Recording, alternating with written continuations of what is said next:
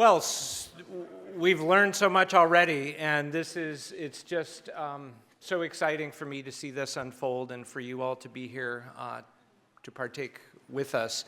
A thank you to the Department of Religious Studies and Chair Juan Campo for sponsoring lunch. So thank you for that. We all ate well.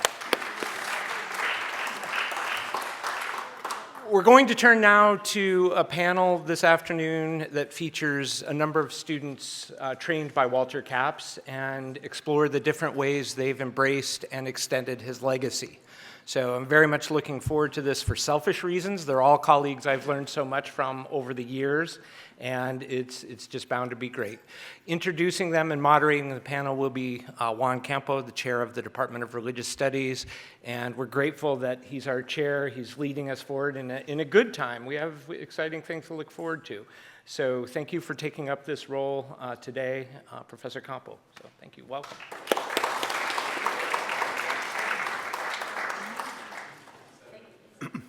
Well, I'm truly humbled to be here today, first in terms of the celebration of Walter Capps' life, who was so much a part of my career here at UCSB, and also to be here in the presence of his family, Lois and Laura, friends from the community, Todd, sorry, Todd.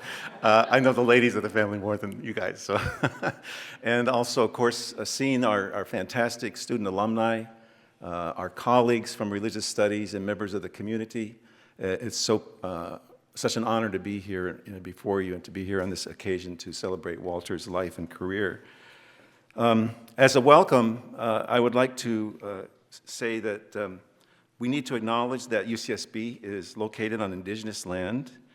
In recognizing the traditional customs of the land, we pay respect for the Chumash people, the history and culture of the community, and all Native Americans as America's first peoples. We pay respect to the Chumash elders past, present, and future, for they hold the memories, the traditions, and the culture of this area, which has become a place of learning for people from all over the world. Next year, our department celebrates its 60th year. It's going to be our 60th anniversary, and I've been here 40 of those years. There are a few of us that have been here longer than that. So, but it's really, we want to mark that occasion, but I think this is a good way to sort of get us oriented to the 60th anniversary. Let me tell you a little bit about our origin myth. I think religious studies, we oftentimes orient ourselves to how things began and how different cultures and different religious traditions, think about their origins. Our origins, interestingly, as religious studies, unlike much of the country, we don't come out of theology or theology school or something like that. We kind of come out of political science. The first person to talk about teaching anything religious at the University of California at Santa Barbara was in the political science department. And that was D. Mackenzie Brown back in the 1950s. So he is successful in getting a course in political science called Religious Institutions. I guess that was safe enough in those days. At a modern state university, getting all these baby boomers in and things, and so it came about in 1958 was this course. 1963, you had the Abington School District versus Schempp decision in the Supreme Court, which allowed the teaching about religion in public schools, and I think that definitely, made an impression in terms of making religious studies an important part of a curriculum in a public university like the University of California. So 1964 is the date for the actual establishment of our department. And it had 2 young professors to sort of get it going. I can't imagine a department starting today with only 2 people. Our executive vice chancellor, David Marshall, is here. Maybe he can tell me there are some departments that try to do that. But this I think was great that we were able to start a department with 2, with Walter Capps as one of them, and W. Richard Comstock, Dick Comstock, as the others. So that was 2 faculty in 1964. By 1983, when I first joined, we had 10. So multiplied 5-fold, right, in that time period. So that's a sign of success. In addition to the students that were taking our courses and the graduates that we produced during that time period. Now we have, by my count, 21 tenured professors, 6 lecturers, and at least 2 professorships on the way. Fingers crossed. So we continue to grow, and we greatly appreciate the support our university has given us in making this possible, as well as the community and our students. You know, we wouldn't be able to have growth in our department in these days when the budgets are so tight without having a track record that we can build on and demonstrate our importance and relevance to higher education in a public university system. True to the vision of its founding members, our department encompasses multiple methods, recognizes religious phenomena on a scale from local to the global, and engages with an inclusive array of peoples and cultures, past and present. We should recognize that UCSB's Department of Religious Studies was founded not only at a time of growth for public universities in the country, but also at a time of tremendous social change and turbulence, the 1960s, with the onset of the Vietnam War, the anti-war movements, the burning of Bank of America and Isla Vista, assassinations of JFK, Malcolm X, Martin Luther King, and Robert Kennedy, the urban riots that spread through the countries from Harlem, Rochester, Philadelphia, Watts, Chicago. It was also a time for the civil rights movements and the women's movement, all in the 1960s, a tremendous time of change and turbulence in American society, as well as conflict. So it's in this context that Walter recognized that religion was a field of studies that belongs in the university, encompassing both the humanities and social sciences. This outlook is epitomized in his 1972 book, The Ways of Understanding Religion. I have a dog-eared copy of that, much annotated, that I got in my first year of graduate school at the University of Chicago. We asked Jonathan Z. Smith, our mentor there when we started out, what he'd recommend for us to read in terms of a selection of different writings about study and methods and theories in religion. And that's the book he recommended, by Walter Capps, a former colleague of Jonathan Z's back in the late 1960s. You know, Jonathan Z. Smith was actually here at that time, and I think that relationship remained close through the years, even though they had very divergent personalities and specializations. So there's this, and this book, The Ways of Understanding Religion, is kind of a predecessor over a decade, or more than a decade, of another major book, which is his Religious Studies, The Making of a Discipline. In this book, he refers to religious studies as a field, and then in the second book, he tries to really define what religious studies is as a discipline based after a number of years of thinking about it and seeing how religious studies was growing in the country. But in addition to this theoretical, methodological, strand of Walter's career, we must also recognize that his vision extended beyond religion as a subject for rational inquiry and explanation to encompass religion as a meaningful ethical agent that shaped people's lives and enhanced the common good and civic values. So this involved a public-facing orientation, not an ivory tower orientation to scholarship, but a public-facing orientation for scholarship and religious studies. And that's something that he increasingly embodied in the latter stages of his career. As a teacher through courses like The Impact of the Vietnam War, which we'll have more about in another session, and his course on the Voices of the Stranger. I think, again, these are first public-facing topics and things that really try to make a contribution to the common good. So in the public sphere, he's also, as we learned from this morning, a public advocate of the humanities. And the public-facing component of his career then leads to his contributions and leadership as a congressional candidate and as an actual member of the House of Representatives, and I think very valued and cherished by his fellow representatives. Even after a very short period of time in the House, he made a tremendous impression. So this public-facing aspect of Walter's life lives on very much in the Capps Center today in an era that is just as turbulent, if not more so, than the 1960s, making the vision that Walter had even more important for us to try to realize through the Capps Center and hopefully through the activities of not only members of the CAP Center, but also members of the Religious Studies faculty at UCSB. We want to have more of a public-facing component for that and revitalize that aspect of our community and our religious studies culture. So Walter's optimistic vision coming out of the 1960s is needed now more than ever. So with that, I'd like to introduce our first two presenters. I think we'll get a good overview and much more in depth on the subject of Walter's contribution to the study of religion with our presenters this afternoon.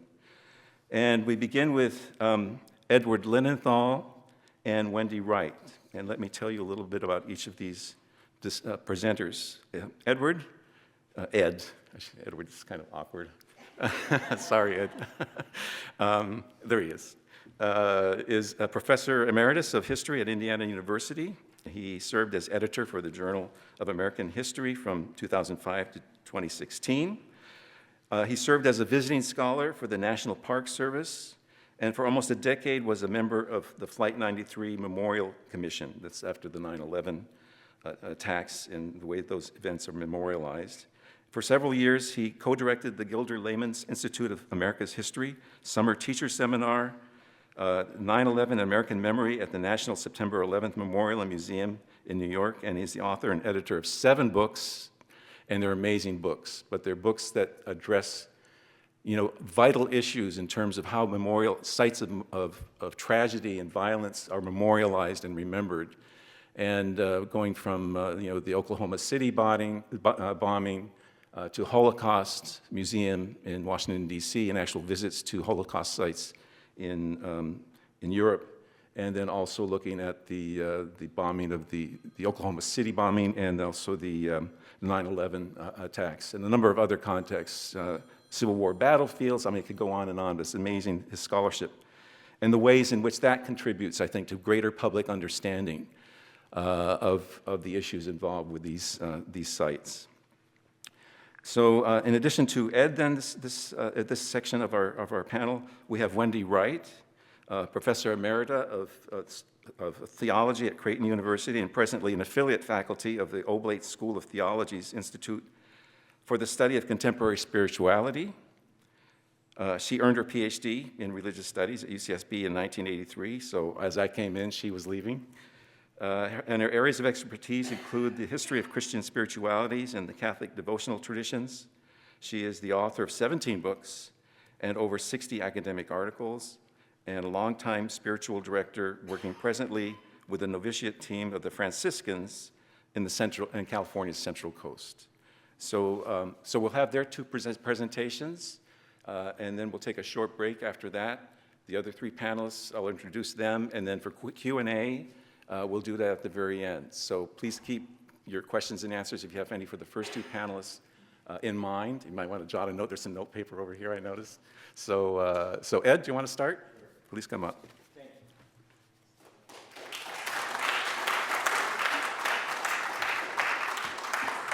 Thank you, everyone. Before I turn to the subject at hand, I have a program note at the end of the sessions tomorrow. Todd Capps and I have adopted some of Walter's jokes to modern dance. And there are levels of creativity that the two of us have that haven't been plumbed, right, at all. And we're thoughtful, and so we know that you're going to want to sort of relive the presentation. So we'll have CDs for sale there. I don't want to be too forward, but these are really stocking stuffers for the whole family. Yeah, and if you're wondering why IU ever let me loose in the classroom, this is a question that's been asked for years now. Okay, so Ulla and I left Santa Barbara in 1979 to move back to Wisconsin, and I was fortunate. Walter invited me back a number of times to do a presentation in the Vietnam class and for his de Tocqueville seminar to talk about struggles to memorialize violent events. And after one visit, after his unsuccessful bid in 1994, we were in his study at the Hermitage, and he told me that he was at work on a book about religion and politics seen through the prism of running for office. And after a successful campaign in '96, I recall thinking this book could be delayed for a while. So when I received an invitation to participate in a kind of first take of the stuff that we're doing this weekend, Richard Hecht and I think Clark Roof organized this conference exploring the legacy of Walter Kapp's contribution to religious studies in 2008, and a number of us who are speaking today were participating in that panel. I was really excited, and I wanted the opportunity to go through some of Walter's stuff, materials, to know about his thinking about why he ran for office and what he expected. Because it seemed to me there was a quite different set of challenges that Walter would face. I mean, would his voice be distinct among the cacophony of voices in Washington? Would he be perceived as little more than an exotic oddity, the professor who became congressman? Would he be framed and contained from the beginning? How did his vocation as scholar and teacher prepare him, if it did, for this challenge? So I called Congresswoman Lois Capps, Lois, and asked her if there was stuff. And she said, yes, indeed, there is stuff, and it's all here, and it's uncatalogued, and you're more than welcome to come some days before the seminar and go through what you can. So I spent, 3 or 4 days, Lois, sort of feverishly going through stuff to try and put together a presentation for the 2008 program. And I titled it, Professor Kapp's Goes to Congress. Yes. And I want to revisit that today, because I'm sure all of you have not been browsing through the stuff, which I'm now very glad to know is in the library at Santa Barbara. So there is, as you can imagine, a treasure trove of materials, proposals for books, God in the Oval Office, political religion in the Reagan era, and then he retitled that, I'm not sure when, Chief Pastor, Religion and the American Presidency, that extends the focus beyond Reagan. There are numerous videotapes, and I know we're going to see some of this from campaigns. There are drawers filled, with correspondence with many, many, many people. There are drafts of op-eds for the LA Times. There are autopsies of the 1994 campaign. I found Walter's justification, which I had always wondered about, for the seminars on de Tocqueville, and this is what he wrote for the National Endowment of Humanities. The text is Alexis de Tocqueville's Democracy in America, and the subject is the status and function of religion within a democratic society. Reflecting on a 1986 seminar, Walter wrote that participants, his voice, recreated and extended an ongoing conversation, very much like the inquiry that is reflected in de Tocqueville's book. It was a conversation about what it means to be an American, what democracy asks of religion, and religion of democracy, how the freedoms Americans enjoy are both sustained and thwarted, and the place and protections of individual initiative within a democratic collective order. There is a Walter Kapp's manifesto written for staff members as the campaign was being organized in fall of 1995. The categories are really interesting, and there were some documents, of course, in each of these. The larger global setting was one. National and domestic issues. The moral and spiritual temper of our times. Restoring a bond of political trust. The environment and individual and collective well-being. Affirmative action, gender issues, and the status of so-called other people. The primacy of education. Attitudes toward representative government. And Walter Kapp's personal ambition. It's a fascinating document. Throughout, we hear clear, concise statements of conviction. Walter Capps urges mindfulness of the larger global framework and cautions that the United States is currently experiencing a dangerous isolationist tendency, reflected in intense criticism of the United Nations.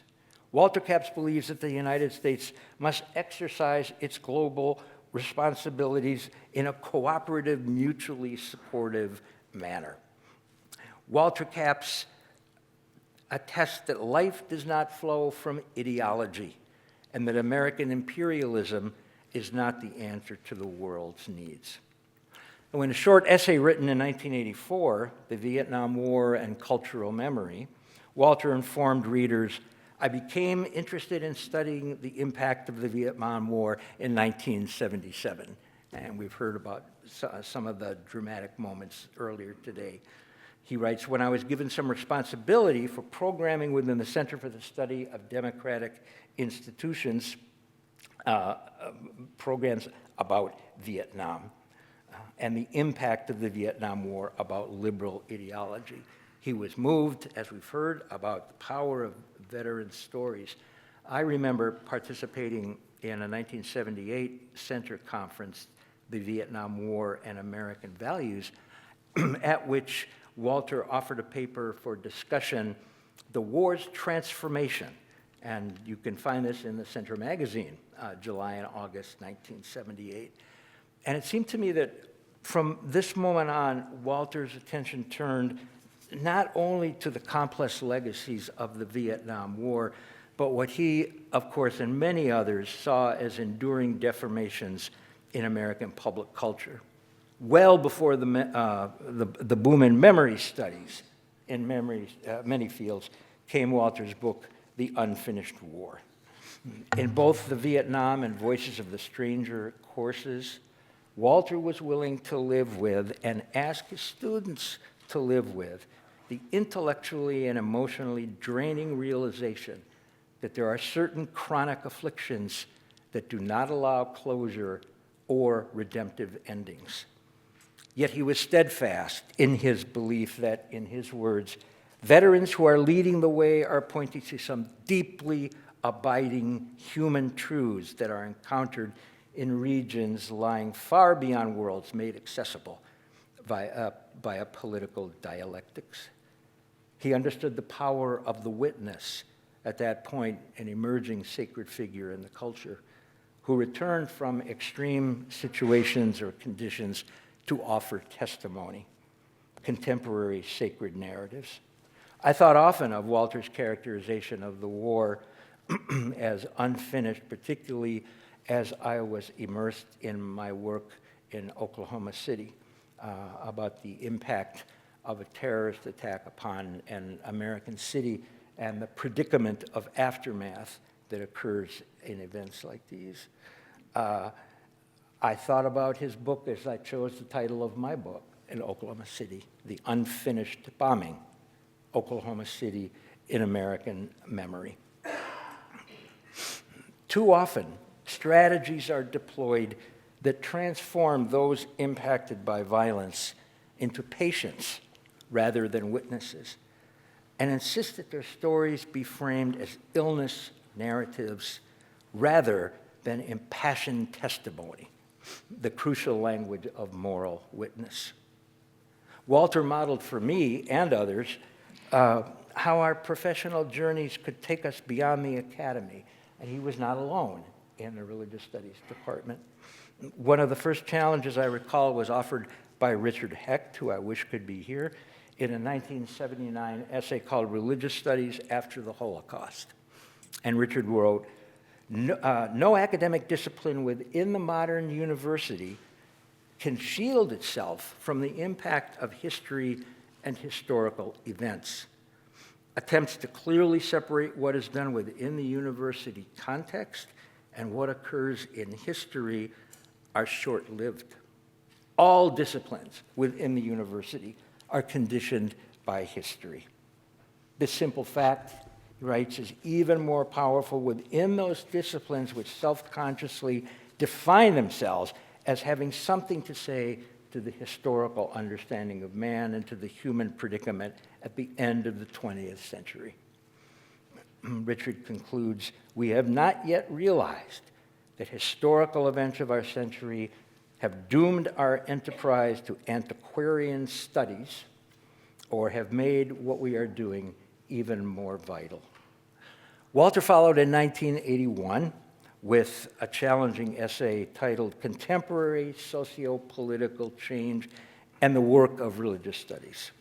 Why, he asks, have we not developed a mode of critical cultural consciousness which utilizes religion as its primary means of access? And when we have learned to do this, why do we restrict our focus of inquiry to the world of the past tense?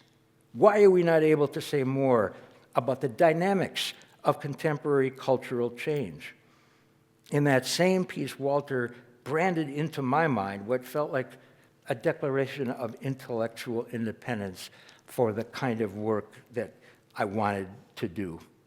He writes, "My feeling is, and I'm being self-critical, that we are still writing term papers to each other, rather than thinking through the strategy by which religious studies might more regularly and substantially contribute to the welfare of our larger collective life." And is it any wonder that many of us would have turned to these kinds of challenges in our work to want to make a difference in the wider public? I never really cared about, frankly, writing books for my colleagues. I talked to them all the time. They were busy with their own work. When I wrote, always, I had in mind a next-door neighbor who was not an academic but was a thinking person. I wanted to write a book for them, and I avoided at all costs the kind of methodological heavy breathing that goes on in religious studies. I don't know if any of you remember what Walter would say when someone asked him if he had a methodology. I've gotten into a lot of trouble using Walter's term. He said, "Well, I had one, but it was shot off in the war." So. Okay. Yeah, probably not the best time to take up a collection, is it? So let me conclude with a focus on Walter's early thoughts about the book manuscript that I mentioned. And I haven't done anything since this time at the Cap's home, so maybe people have found more chapters. It would be wonderful if they did. And it felt to me like Walter was writing sort of these thoughts to himself, that it was like a pre-first draft thinking. The introduction was called On Running for Congress, and it's an extended commentary on the meaning and message of the 1994 election. Interesting. It does not stand, he writes, as the event which marks a decision by the citizenry to chart a new path.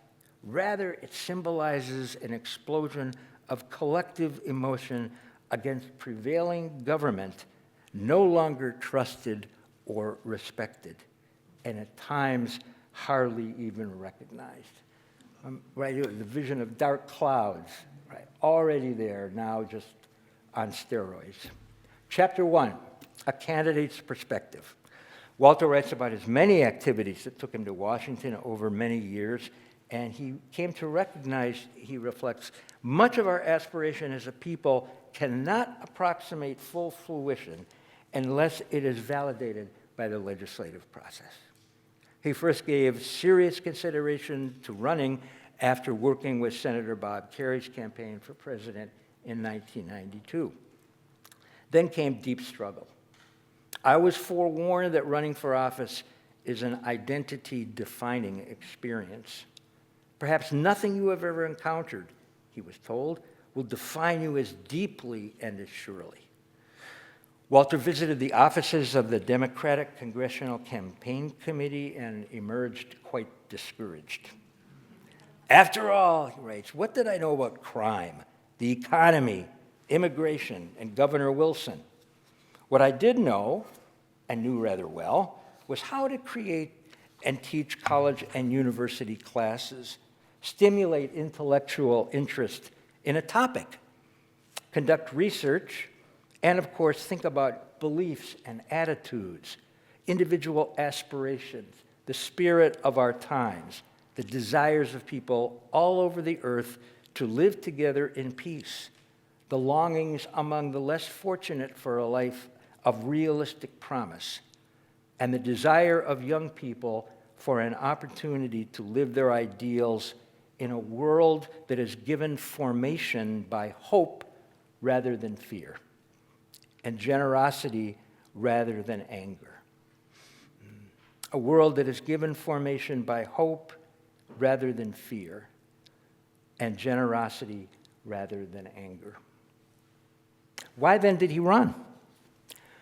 The reason has more to do, he reflects, with seeing it as an expansion of vocation, believing that I had something to contribute, rather than the fulfillment of a life's ambition.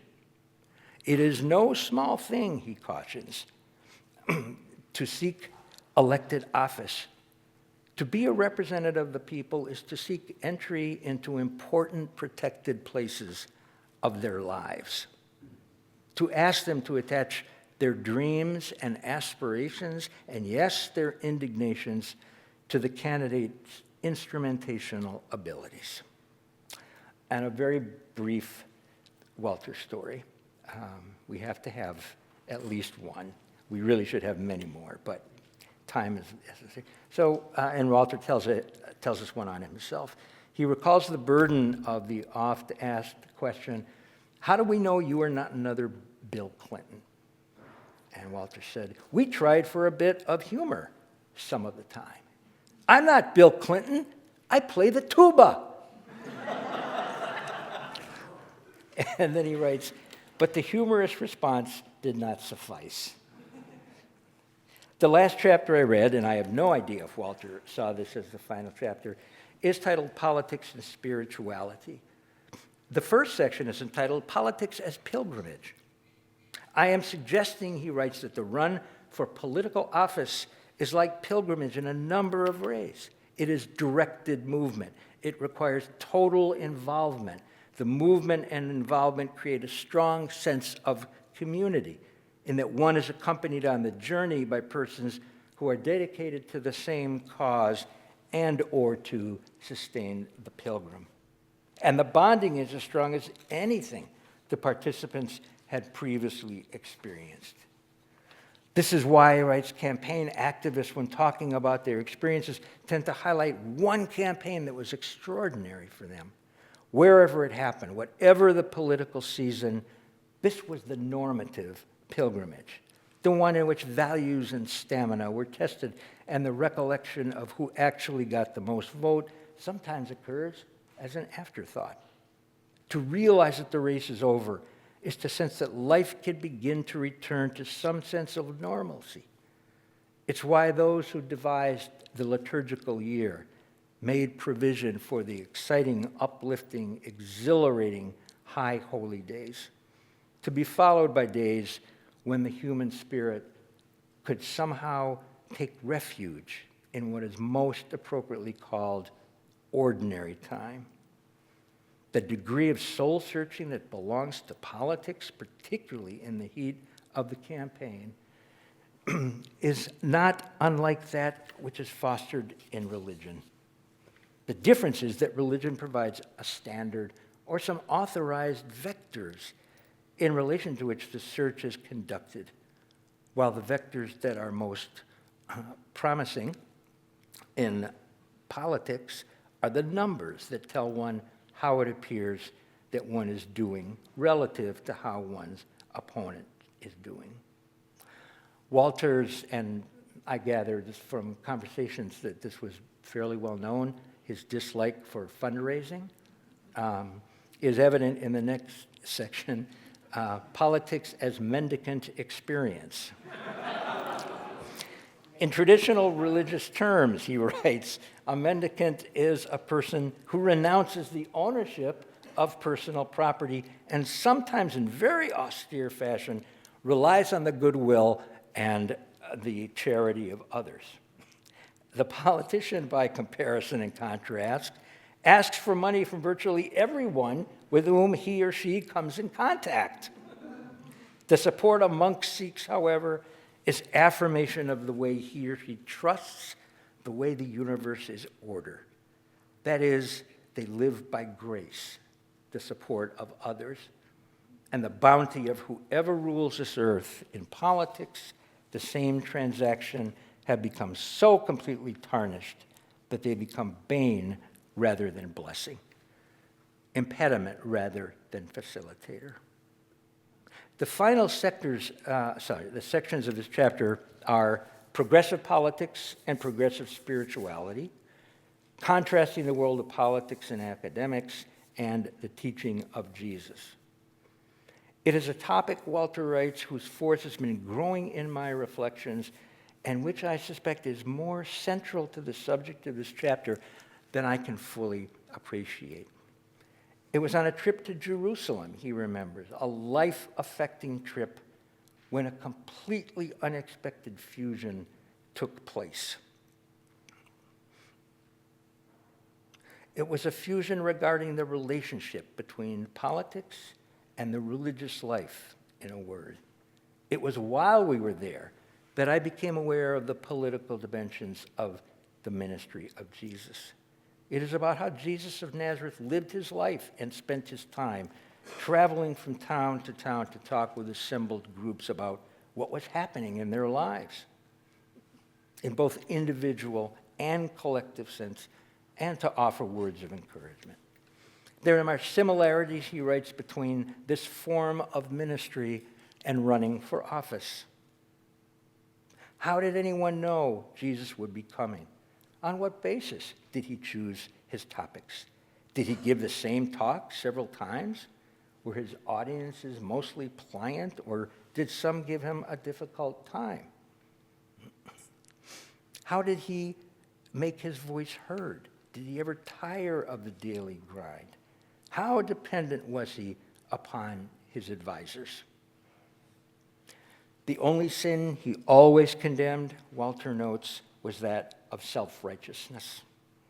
He was a man of compassion who recognized children, gave validation to people of other races and cultures, and when the choice had to be made, put human factors above prescribed cultic practice or established legal obligation.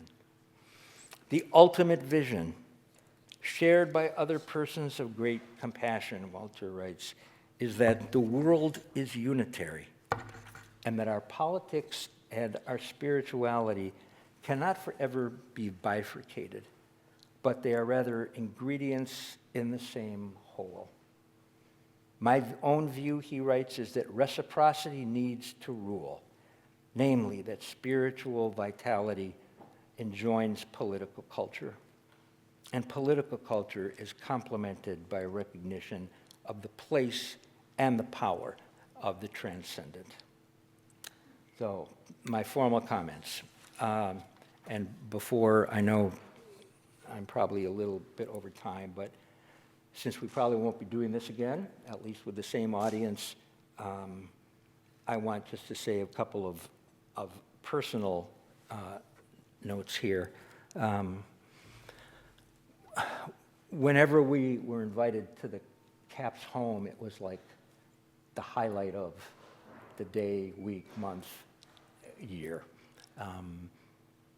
When Walter and Lois went away, we stayed with the kids once, and went, of course, to McConnell's, had a wonderful time.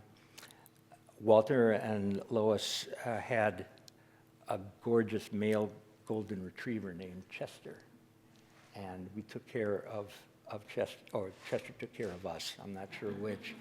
And we were blessed then for almost 40 years with golden retrievers. And the last one was a big, big male, just like Chester. And his name was Chester Austin Linenthal. So we thought about the Cap's family all the time with our Goldens. The night that my mother died, very sadly, very early, in really quite a horrible situation, Ula and I went over to the Capses that night. And I don't think we talked a whole lot. We were just sort of there.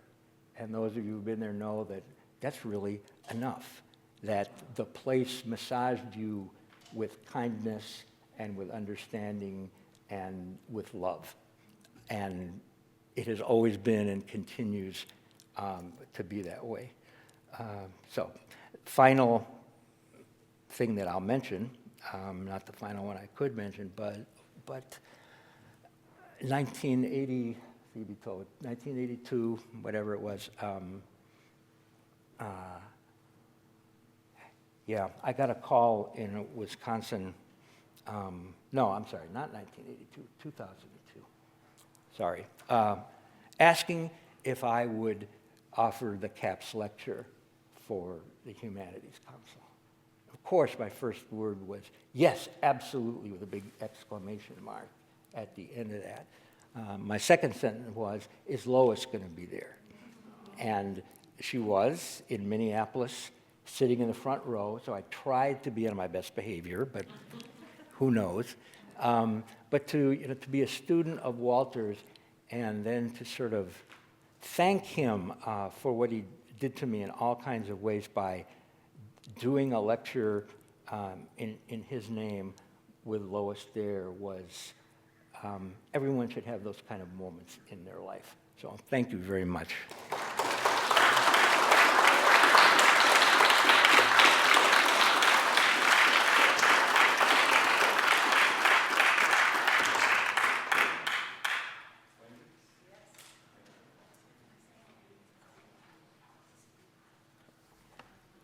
Well, can you hear me okay?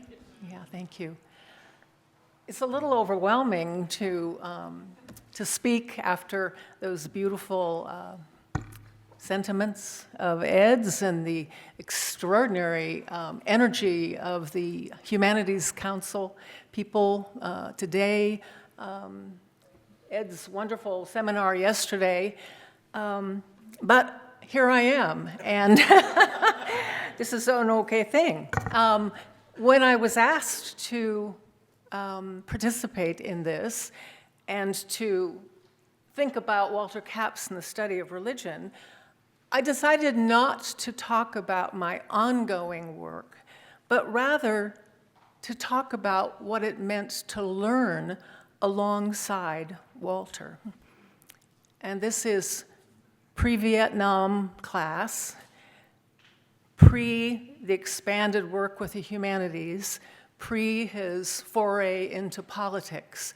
So this was, I studied with him from 1974, finally got my doctorate in 1983. But it was, my experience of Walt was, all of this was sort of in the background and budding, but my experience of him was quite different. And what I'd like to share with you was what it was like to learn alongside him, because he was not just a teacher, he was a fellow learner. And I learned a lot about myself and about what it means to encounter religious experience and also what it means to pass that on to other people. I've entitled this talk, The Mystic Mode, and I think that needs to be a little bit of an explanation for it. As I said, I studied with Walter from 1974, finally graduating in 1983, but over the years we kept in frequent touch. In fact, just months before his death, when he was serving at the United States House of Representatives, he and Lois traveled to Omaha, Nebraska, to deliver an address entitled From Campus to Congress, The Journey of a Peacemaker, at Creighton University, where my husband and I were teaching at the time. And as I've suggested, many of you will speak much more elaborately and eloquently about the multiple facets of his scholarly work and how that continues today. But again, I want to focus what it was like to learn in his company. not just what was learned, but how learning took place. During the decade of my studies, Walt's ever-inquiring mind had grown fascinated with the contemplative or mystical writings of the Western Christian tradition. Fortuitously, that mirrored my own budding fascination. As a result, he and I explored that field together. I TA'd for him. We developed a course called The Monastic Impulse, and eventually we edited a book together entitled Silent Fire, An Invitation to Western Mysticism, which was published by Harper and Row in '78. This is almost like a museum relic at this point or something, an artifact. The Mystic Mode was the title of the forewording essay that Walt wrote for our volume. My contribution to the publication was the journeyman's labor of editing selections and writing introductory paragraphs for each of those represented Christian spiritual masters. But Walt's part was more conceptual. He probed what he came to describe as the mystic mode, which he said, and this is an important point here, did not denote something esoteric, but rather a fundamental way of being human and of relating to the world. I'll underscore that again. A fundamental way of being human and of relating to the world. Walt's probing of this mode, especially during the 70s, I would contend helps to illuminate his fundamental approach to learning, which in turn illuminated and animated his teaching, his scholarship, his love of the humanities, and public service. Now, a caveat here.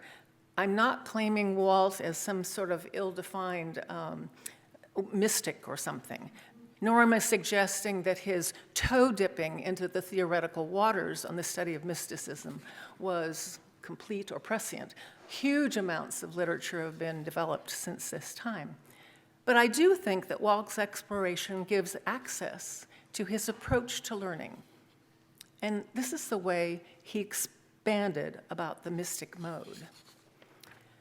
Distinct from a host of other ways of being human, the mystic way does not approach the world as though it was a problem to be solved, nor does it view it as a puzzle to be pieced together, or even an entity that can be penetrated by a formula or idea.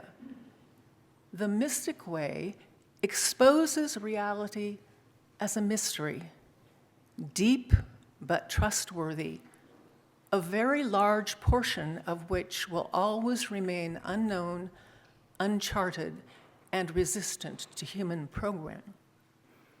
So what does this say about learning and studying in religion? I have an indelible image etched on my memory of the first class I took from Professor Capps. He was lecturing on the 4th century classic, the Confessions of St. Augustine of Hippo, and he scrawled 2 terms in big, bold capital letters on the blackboard: superbia and humilitas. Of all the approaches that can be taken to that classic text, you can do literary analysis, philosophical, historical, theological, on and on. The central vivid point our professor wanted to drive home was Augustine's interior transition, his shift to the posture that would later define his life. Most of you know this, but Augustine had for most of his youth taken and used things for self-promoting ends. He'd striven energetically in Platonic ascent to the heights of spiritual attainment, superbia, agency, pride. That was Augustine's mode. His conversion was to the attitude of humilitas, a receptive, awed, graced, grateful stance, focused away from self-promotion to attention to something other than the self. This early introduction taught me not only about a great Christian classic, but suggested that the study of religion is at least in part about what it means to orient the self. Religion delves into such questions about what it means to be fully human and how one orients to reality. Over the years, I would come to feel that Walt's own way of being and learning was just such a posture.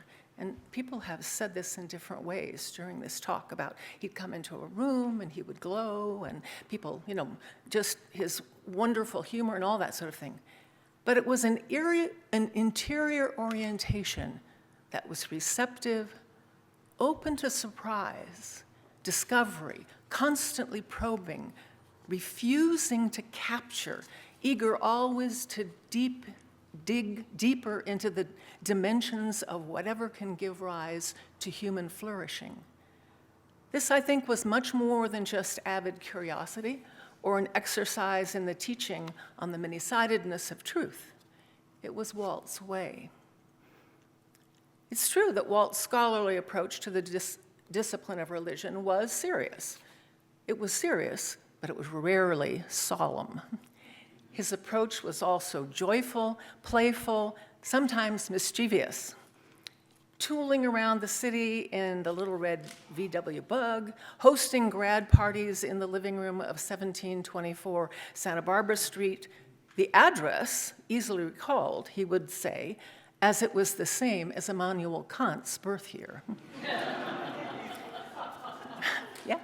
Presiding over those gatherings at the keyboard of the piano, banging out the chords from the hymns of the Lutheran hymnal, and that's really important. The Lutheran hymnal is really important when you understand Walt. And if we were lucky, the giant tuba might emerge from its storage to accompany our singing. This playfulness carried over into his academic work.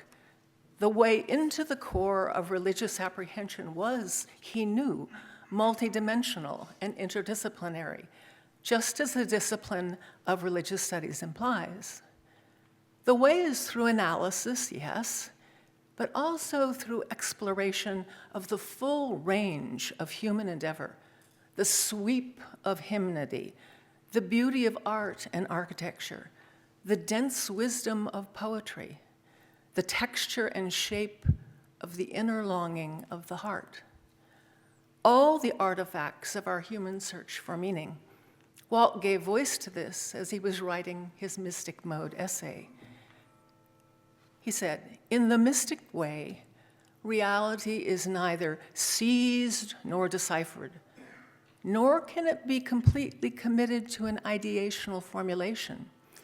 Instead, it is engaged, delicately, knowingly, and passionately. It is engaged by being loved. And being loved, it is also given an interior place." In this vein, Walt always stressed engagement. He certainly could employ any number of theoretical lenses to his study of human religiosity, but almost more than analytical tools, engagement was foremost. And we've heard this already. He was all about field trips, immersions, direct experience. As his student, I perched with others on hard-backed chairs and spoke across an iron grill to the habited sisters in the cloister parlor of the Santa Barbara Poor Clares. And I sat at the feet of a young novice master at a Cistercian monastery in Oregon who unforgettably paraphrased poet Rainer Maria Rilke. To be a Christian is not about knowing the answers, but about living in the part of the self where the question is constantly being born. This emphasis on engagement, has characterized Walt's approach to all his career. His Vietnam course, he ferried students to Washington, D.C. He traveled with veterans to the Soviet Union and to Vietnam. He brought voices of experience, voices of otherness into his classes. And later, he took a pilgrimage into the political landscape. All of these were potentially places of presence, places where insight and transformation might occur. As a student, this sort of engagement was formative.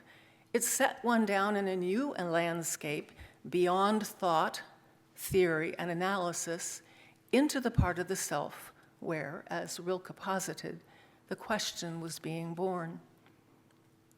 A striking aspect of Walt as a mentor was knowing that he too was engaged in that same ongoing dynamic personal journey.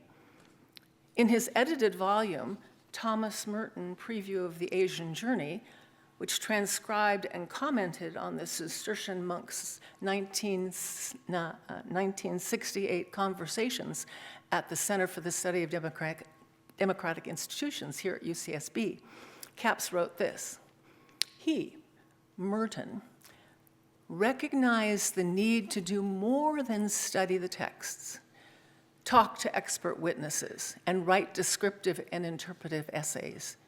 It was necessary for him to travel, to undertake a pilgrimage to Asia so that he could make his own observations within the natural habitat of Asian religious traditions. He wanted to travel because pilgrimage represented the next stage of development in his own spiritual path. I think it's not inappropriate to suggest that this sentiment can be applied to Walt as well. Engagement meant travel, but the engagement meant as well arrival at places of presence and the possibility of risking one's own spiritual religious assumptions, dipping into uncharted waters where reality, in all its daunting complexity, potentially exposes itself. To use Walt's words, reality exposes itself as a mystery, deep but trustworthy, a very large portion of which will always remain unknown, uncharted, and resistant to human probing. Learning for Walt involved awareness to what goes on within the self, yes, but equally it involved attentiveness to what was emerging on the cultural landscape. Steeped in the history and theology of the Christian past from his studies at Augustana Theological and at Yale, Walt sensed the future, was alert to the religious themes dawning on the contemporary horizon. This was certainly true when I entered the grad program at UCSB. At that time, actually, little was very much available in the English-speaking world of the variety and depth of the Western Christian spiritual practices, texts, and figures. Interest was just dawning. My generation had looked to the East, to D.T. Suzuki's Zen, Hermann Hesse's Siddhartha. But Walt and my professor-student foray into the Western wisdom sources appeared at the same time that it was also cresting culturally. It was at the same time that we published Sacred Fire, that the very first volume of what now is over 100-volume series of English translations and critical editions of Western spiritual classics appeared. So it was right on the crest of that. Likewise, his foray into mysticism predated by several decades the now definitive multi-volumed analysis of the Western mystical canon entitled The Presence of God, authored by University of Chicago's Bernard McGinn. On the pastoral landscape, Walt's intuitions also mirrored the growing ecumenical awareness and appropriation spurred by the Roman Catholic Church's Second Vatican Council of the wealth of hidden Western spiritual treasures. Walt's attentiveness, and again, we've heard this throughout the presentations that have just begun, to whatever was dawning on the landscape was keen and continued.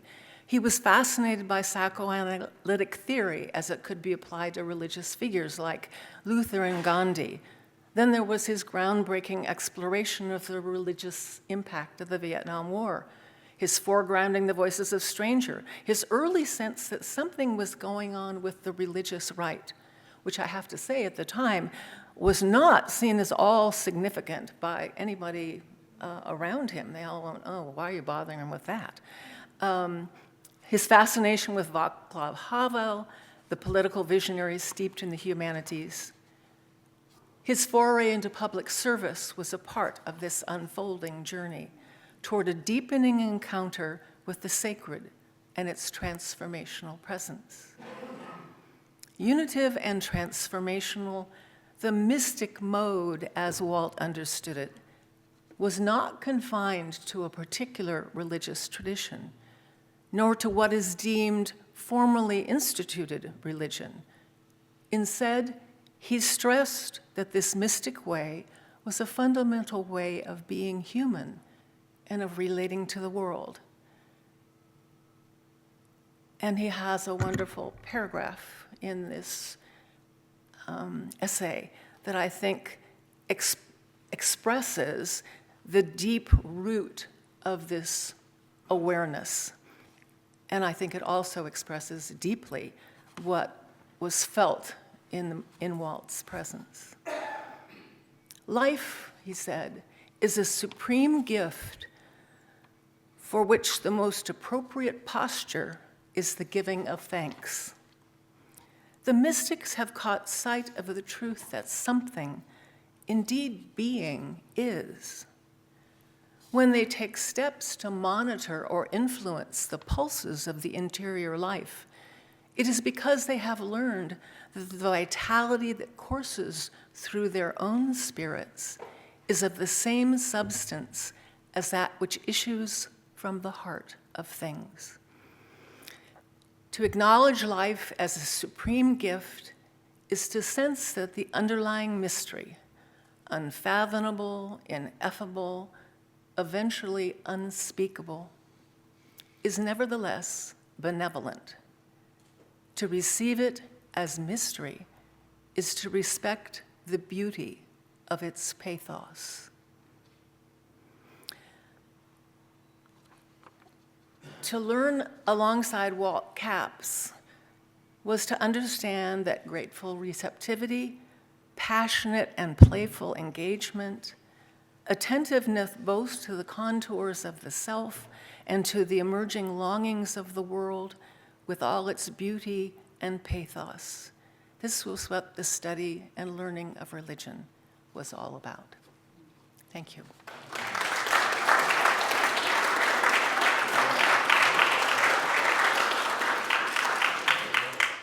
All right, so let's get going with the second part of this afternoon's panel and presentations. We will have Q&A at the end of this set of speakers. We have 3 speakers. The first is going to be Tomoko Masuzawa, who is Professor Emerita of the History and Comparative Literature at the University of Michigan. She's born and educated in Tokyo and holds an MA degree from Yale, a PhD, of course, from UCSB in Religious Studies. She's a scholar of European intellectual history with a special interest in modern discourses on religion and the history of the human sciences. She's the author of 2 books and many articles, and has held a Guggenheim Foundation Fellowship as well as a membership in the Institute for Advanced Study at Princeton. She lives in New York City. And just as an aside, I mean, one of her most remarkable books is the one on Invention of World Religions, or How European Universalism was Preserved in the Language of Pluralism. And I was looking through the index of that book recently, and I noticed that a lot of the figures of religious studies that she lists there and that she incorporates in her discourse in the book were ones that Walter Capps had featured in this book, Ways of Understanding Religion, that I was introduced to in 1972. And then I opened the book from the front, and then I see that actually this book is dedicated to the memory of Walter Capps, to reflect the connectivity, in your career and your writing and things. Our second speaker is Julie Ingersoll, and she's Professor of Religious Studies at the University of Florida. She's the author of several articles and books on religion and politics, violence, and the religious right. As a former student of Walter Capps, Julie works to make scholarship available and accessible to the public. And she has written for such outlets as The Conversation, Religion Dispatches, and The Huffington Post. Her most recent book is Building God's Kingdom Inside the World of Christian Reconstruction. Our third speaker this afternoon is Sarah McFarland Taylor, and she's Associate Professor of Religious Studies and American Studies Environmental Policy and Culture at Northwestern University. She's the author of Green Sisters, A Spiritual Ecology, and Eco-Piety, Green Media and the Dilemma of Environmental Virtue. After earning her doctorate from UCSB, Sarah went on to earn an additional advanced degree in media studies from the New School in New York City. So let's begin then with Tomoko.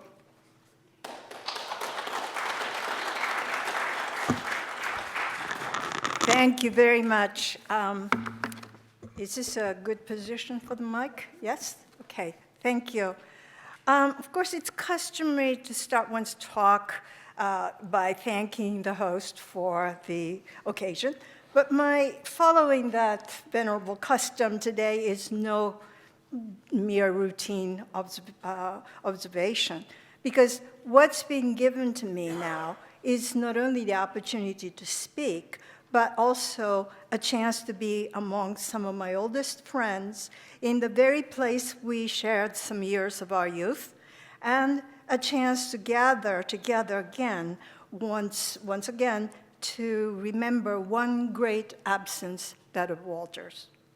So thank you, Greg and Dusty, and all others who are involved in making this possible. Thank you very much.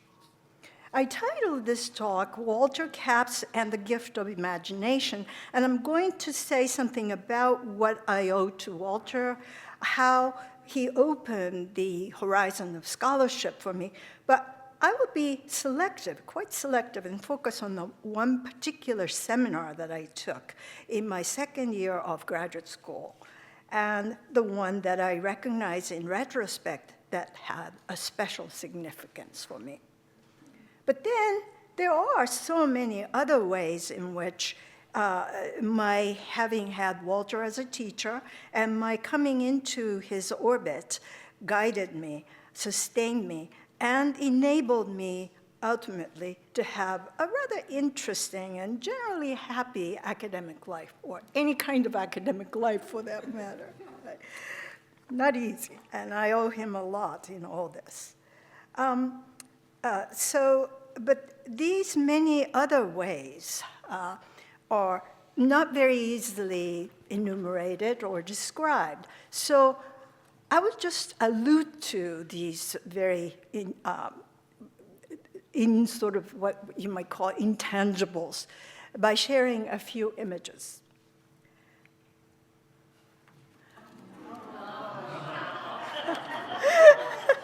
Well, despite the graininess and it's being a bit out of focus, and also the color being washed out over the years, because this is a regular print, right? I'm still very fond of this photograph because it's a vintage Walter and Lois. Right? To my mind, this captures so much of the warmth and cheerful assurance that the world of Walter and the person of Walter emanated. And it is also an apt reminder that how much of that world is about Lois. I took this photograph, by the way. This was literally decades before there was such a thing as an iPhone, 1976 to be exact. In those days, in order to take a photograph, you needed a special device called cameras. And I happen to have one because I grew up in the country where you have been handed a camera more or less as soon as you're done with the pacifier, if your parents can afford it. And in any case, by this time I had one. And I think also Lois seemed to have one in her hands as well, right? And well, it's just people generally made the point of bringing camera to any occasion that they might want to memorize and memorialize, and to keep that moment for an as yet unknown moment in the future and to share. And here we are. The future has arrived. In order to contextualize this image a bit, let me show you a few others from the same occasion, same day, same place. This is Casa de Maria. Right, no, I never thought I would have an opportunity to embarrass Ed Linenthal in public. But here he is, yes. Between two women he adores and admires, that is lovely wife Ula and Lois. Yeah, okay. Now you may notice that in those days, before the benighted ubiquity of selfies, people didn't always line up to pose. Right? Even when they were aware that the camera is pointed at them, it was still possible to capture something spontaneous. Those smiles weren't staged. They were directed at you, or they were for someone else off to the side. When I showed these pictures to some of my colleagues elsewhere, outside of California particularly, they couldn't believe that they were taken at an academic conference. Just too much sunshine, too many people smiling. You know? And what's that palm tree doing out there anyway? Right? All that sort of thing. So, but this was an academic conference held at, not on campus, it's true, but Casa de Maria, a Catholic retreat facility in Montecito. Many of you know that, of course. Here in this picture, I handed my camera to someone else so that I can be in the picture. Right? Though I have no recollection whatsoever of the man who has his arm around me. I can tell you that standing next to Walter with white hair is late Jim Wiggins, a dear friend of Walter's and professor at Syracuse and a longtime executive director of, I think that was an executive director of the American Academy of Religion. Before Barbara DiConcini, by the way. Yeah. Next to Jim is, in fact, the guest of honor at the conference, and that is Jürgen Moltmann, standing on the right. Yeah.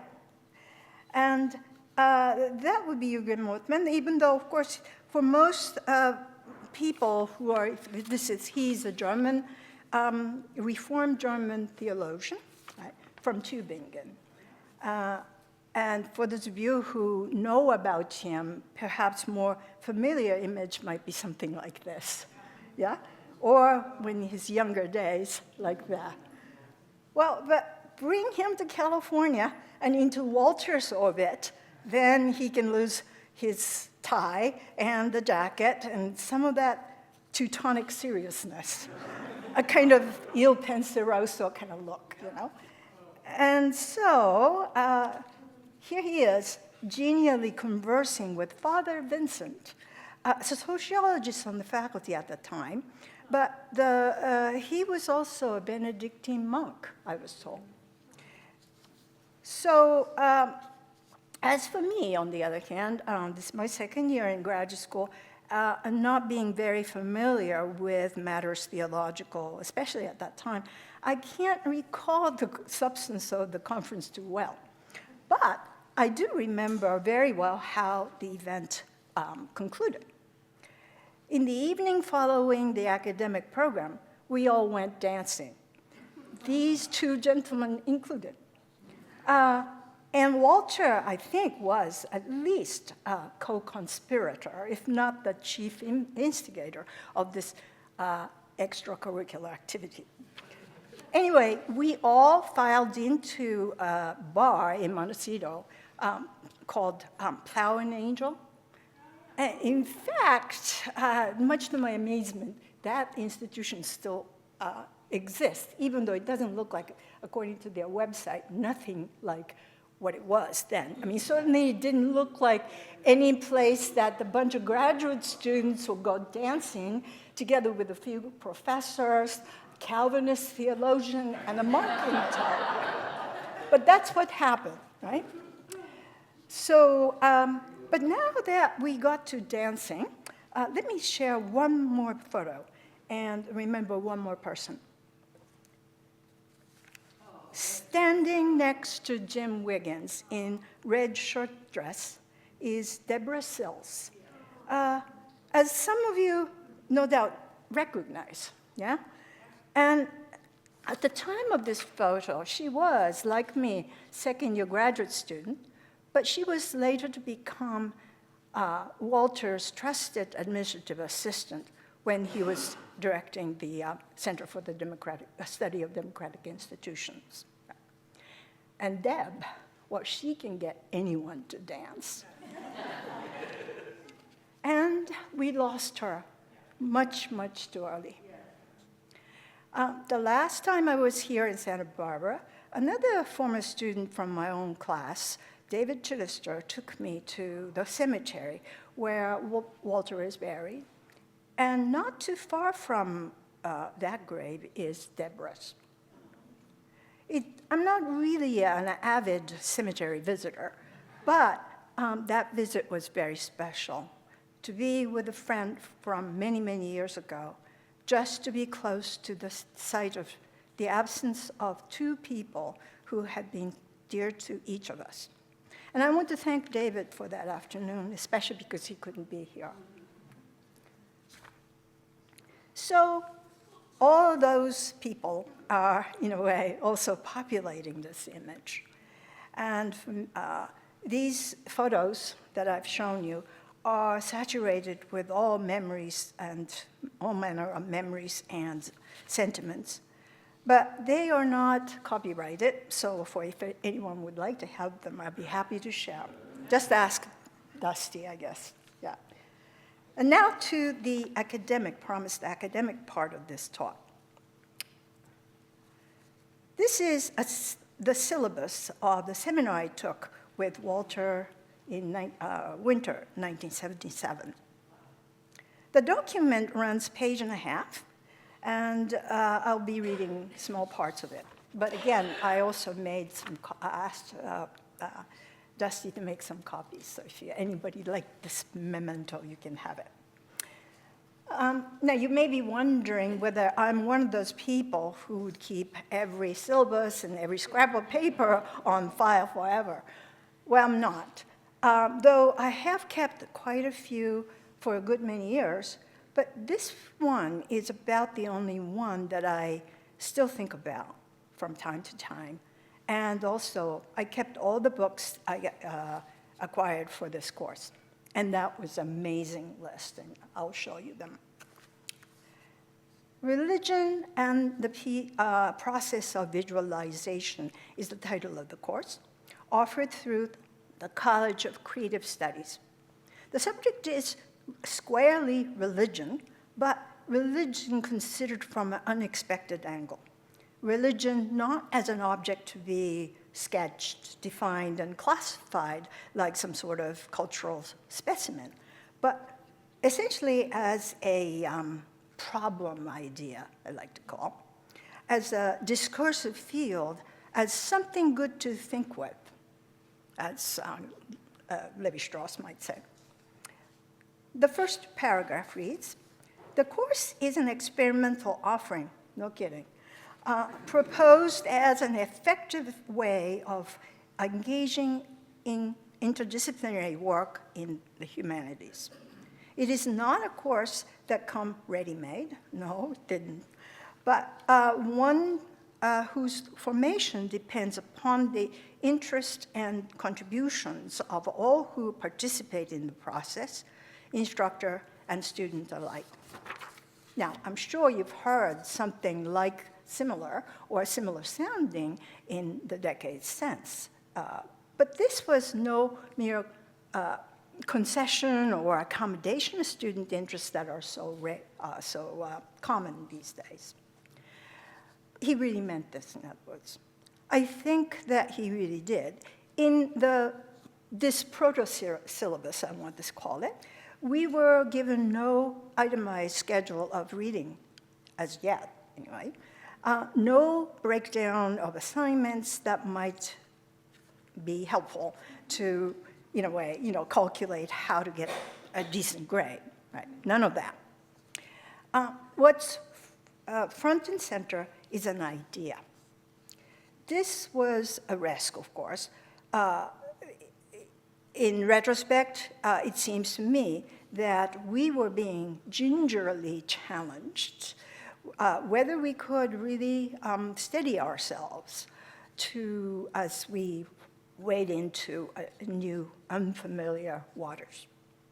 You needed a certain degree of tolerance for thinking under the condition of possibilities, not certainty. That said, this proto-syllabus already suggests several entryways or portals into this realm of uncertainty. The most sweeping signpost appears in the second paragraph. The course defines, and I'm quoting again, the course derives from a simple insight, namely that religion and visualization have something directly to do with each other. Accordingly, this course experiments with the prospect that religion has more to do with ways of seeing or ways of ascribing order or ways of discerning patterns and so on. So what did this mean? This paragraph that follows begins to loosen this knot of so-called insight. By the way, whenever you hear simple insight from him, that was not to take it lightly. The course will focus on at least two phenomena which belong to the process of visualization and have also been tapped to give meaning and definition to religion, namely illusion and projection. Here, the point is to understand the visual dynamics of illusion and projection so as to penetrate the potential association with religion. So let me parse this a bit in my own words, because this was my portal. When religion is deemed an illusion of projection, and these notions were often ascribed to certain left-leaning authors like Freud, Marx, and Weber, right? This is often taken to mean that these authors discredited or dismissed religion as falsehood. In many religion courses, this was reason enough to be done with these authors and move on. But in this seminar, we were invited to linger and to consider in earnest what is involved in the visualizing process. Call it projection, perception, cognition, recognition, projection, or illusion for that matter. When the visual experience is deemed an illusion, are we saying that the perceiver committed an error of judgment in what they saw?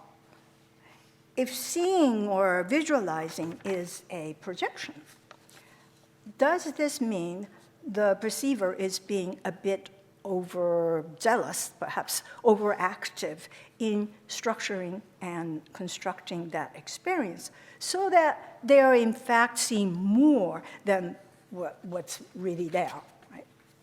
And you shouldn't be seeing all these extra things. Is that what we are saying?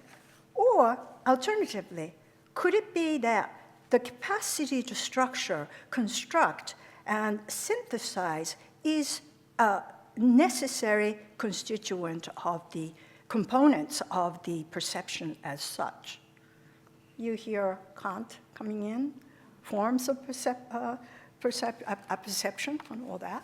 Right? He's not disclosing. I don't think a name Kant didn't really appear, just in passing, So, but it's obviously an allusion here. We consider this question in the company of such authors as Rudolf Arnheim, Arnheim here, the psychologist and philosopher of art, and from a physiological point of view, in light of this fascinating book by British a neuropsychologist, I think you'll call him, Richard Gregory. But the closest and dearest to Walter's heart is, I think, this book, Art and Illusion by E.H. Gombrich. At that time, he was the director of the Warburg Institute in London, and Walter often spoke fondly of the year he spent at the Institute. Yeah? And by the way, when Gombrich came to speak at UCLA, Walter was nice enough to get the van and got a bunch of us to go hear him talk and introduced us to the speaker and so on. So he wasn't driving us always to the bar. Much as he was partial to art historians and scientists of vision, Walter's ambition is, in fact, was rather somewhat greater and theoretically broader. I think that might be a way to put it. And this is evident, for instance, let's see, is that the right thing? Yeah, from this penultimate paragraph. This is the end of that document, and then the penultimate paragraph. This paragraph too, could use a bit of parsing. So let's say, for now, that this is his intent is to turn around or shifting the gear on what we disarmingly call often an apparatus to an approach to Western cultural history. That's his object, and doesn't specify yet that much. He's proposing to depart from the prevailing mode of conceiving this history as so many layered stories of organic rise and fall of divergent styles, right? And instead, to conceive of it in terms of the vicissitude of the forms of intuition. So that's, again, you can smell Kant right there. Our guides in this part of the journey was such books as George Kubler's Shape of Time. This one just 70th anniversary just came out from Yale Press. I mean, classic, right? And also the same kind of thing. Stephen Toulmin and Jane Goodfield's The Discovery of Time. Space and time, forms of intuition, yeah? So all that was kind of coming out. And then, let's see, and shifting the matter of paradigm, shifting to the matter of paradigms change. This was another book, a classic, Thomas Kuhn's Structure of Scientific Revolution. And in the same spirit, of course, Karl Popper. So those are our reading list. But at the same time, we were not just nudged to a more philosophical, theoretical, and abstract. Rather, Walter showed us some exemplary cases, exemplary cases that embody these possibilities of cultural history, and how we might turn the direction of this fully freighted Western cultural history.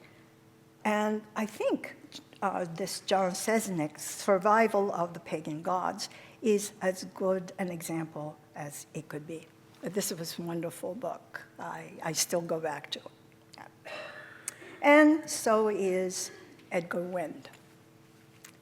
So it seems befitting that the last book we read in the seminar was this slim volume, another work by Gombrich, with the title In Search of Cultural History, with a big question mark silently imposed on it. Yeah. The summary of what the course was that I had just given you is not something I could have given at the time when the seminar ended in 1977. if someone were then, asked me then, so how was the seminar? I would probably have said something like, well, very interesting, and I have no idea what happened. So nearly half a century later, I think I know a bit better what happened.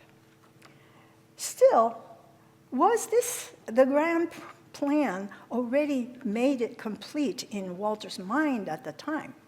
Well, I'm not sure. And he didn't say it was, right? As you recall, he did urge us to take our thinking in certain possible directions. And he told us that these books will give us a good workout, and therefore it would give us good new muscles and strength to go forward.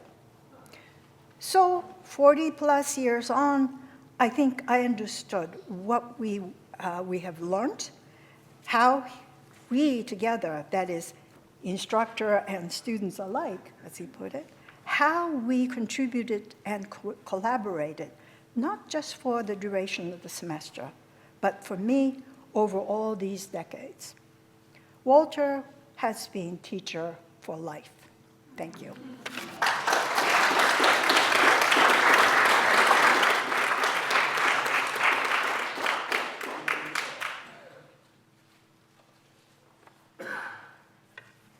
Okay, Dusty promised me I was going to be able to handle this Mac without buttons. Thank you. All right.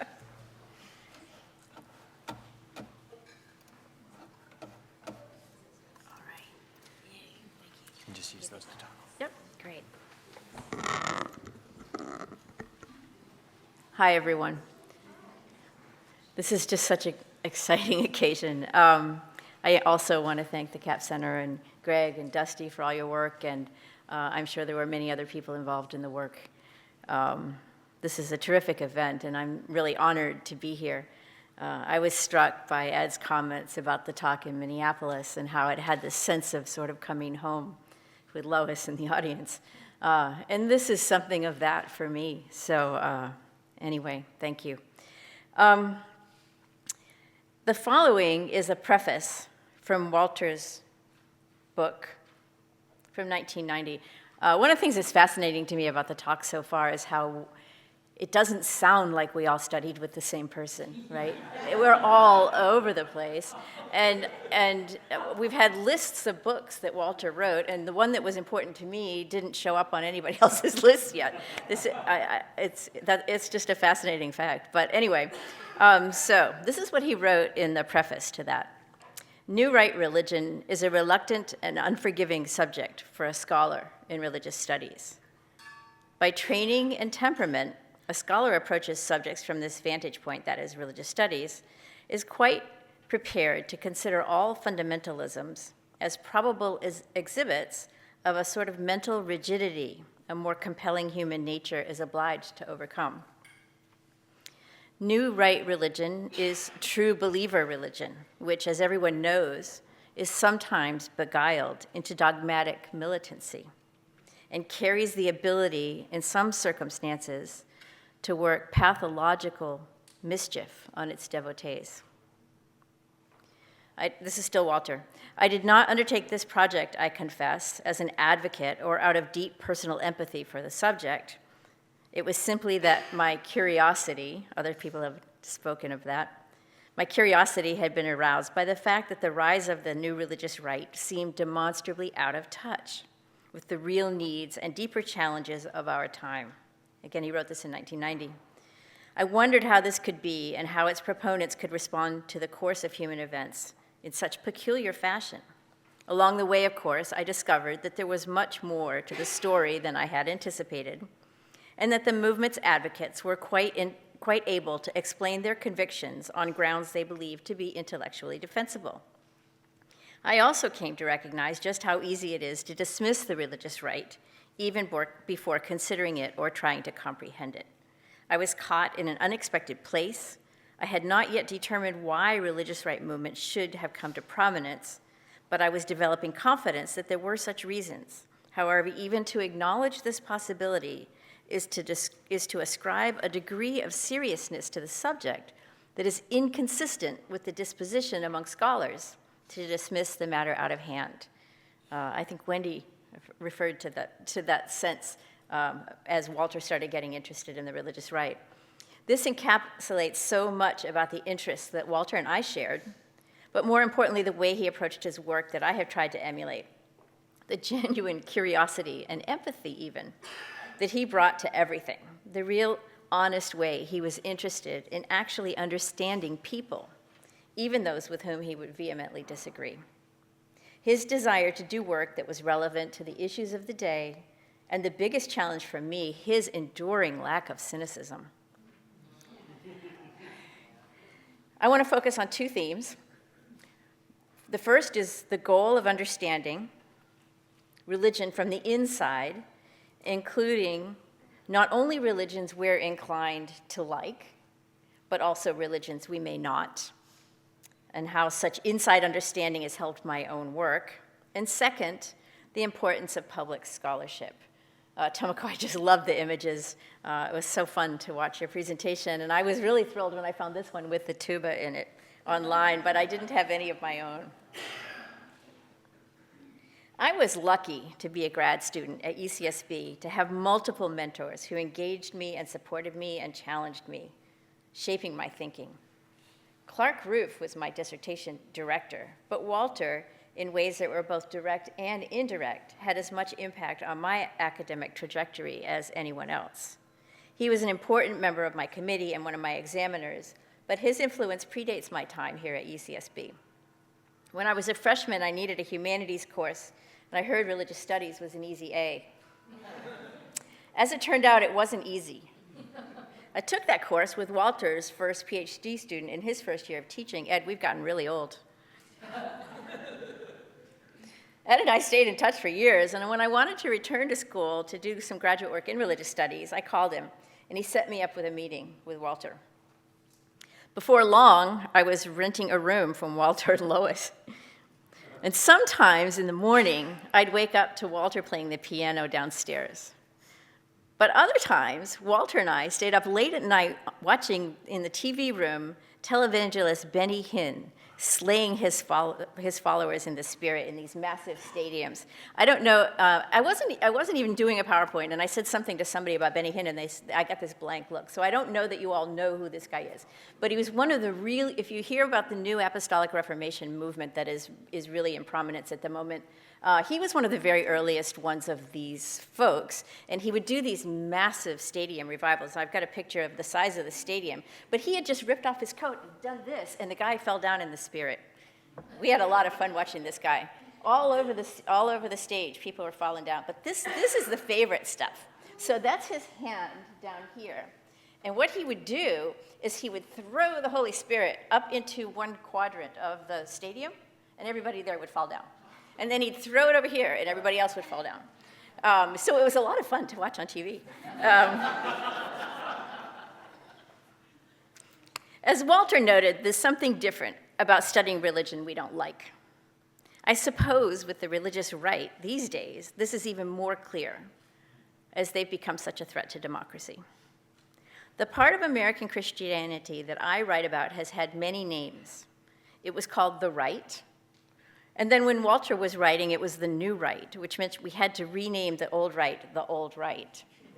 It's been called the moral majority with lowercase letters, not the organization, but just as a movement.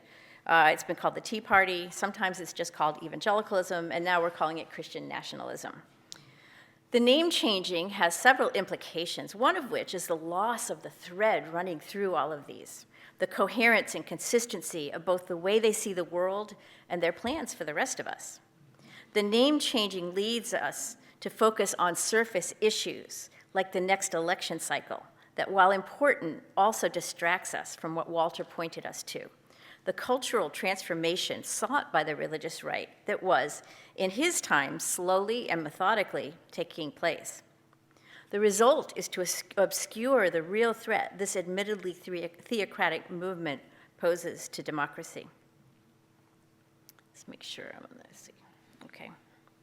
Actually, I'm one behind. There we go. More than 30 years ago, Walter warned not to dismiss this movement out of hand.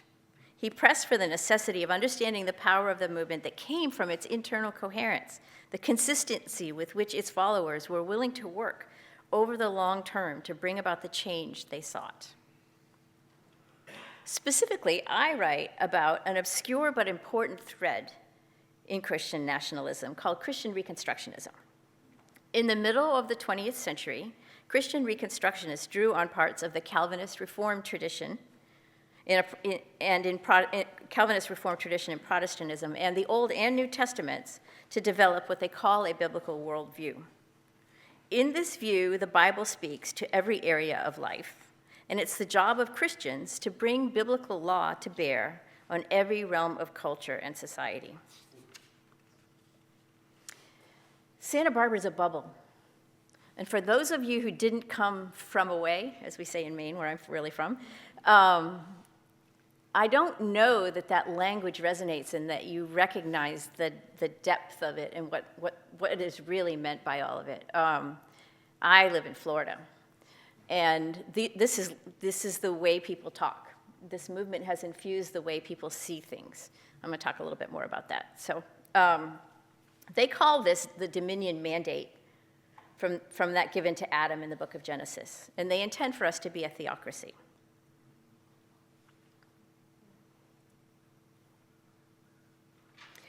Or, more than articulating a theological system, the Christian Reconstructionists knew that to bring about their goals, they needed they called it a multi-generational strategy to capture the institutions of society and change how people think.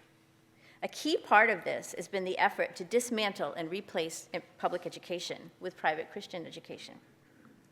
And I'm sad to report that in many parts of the country, they're having a lot of success. Educational choice, parental rights, they sound like great advances until we see the big picture. Or, as an important Christian Reconstructionist figure, Gary North, put it in 1982, so let us be blunt about it.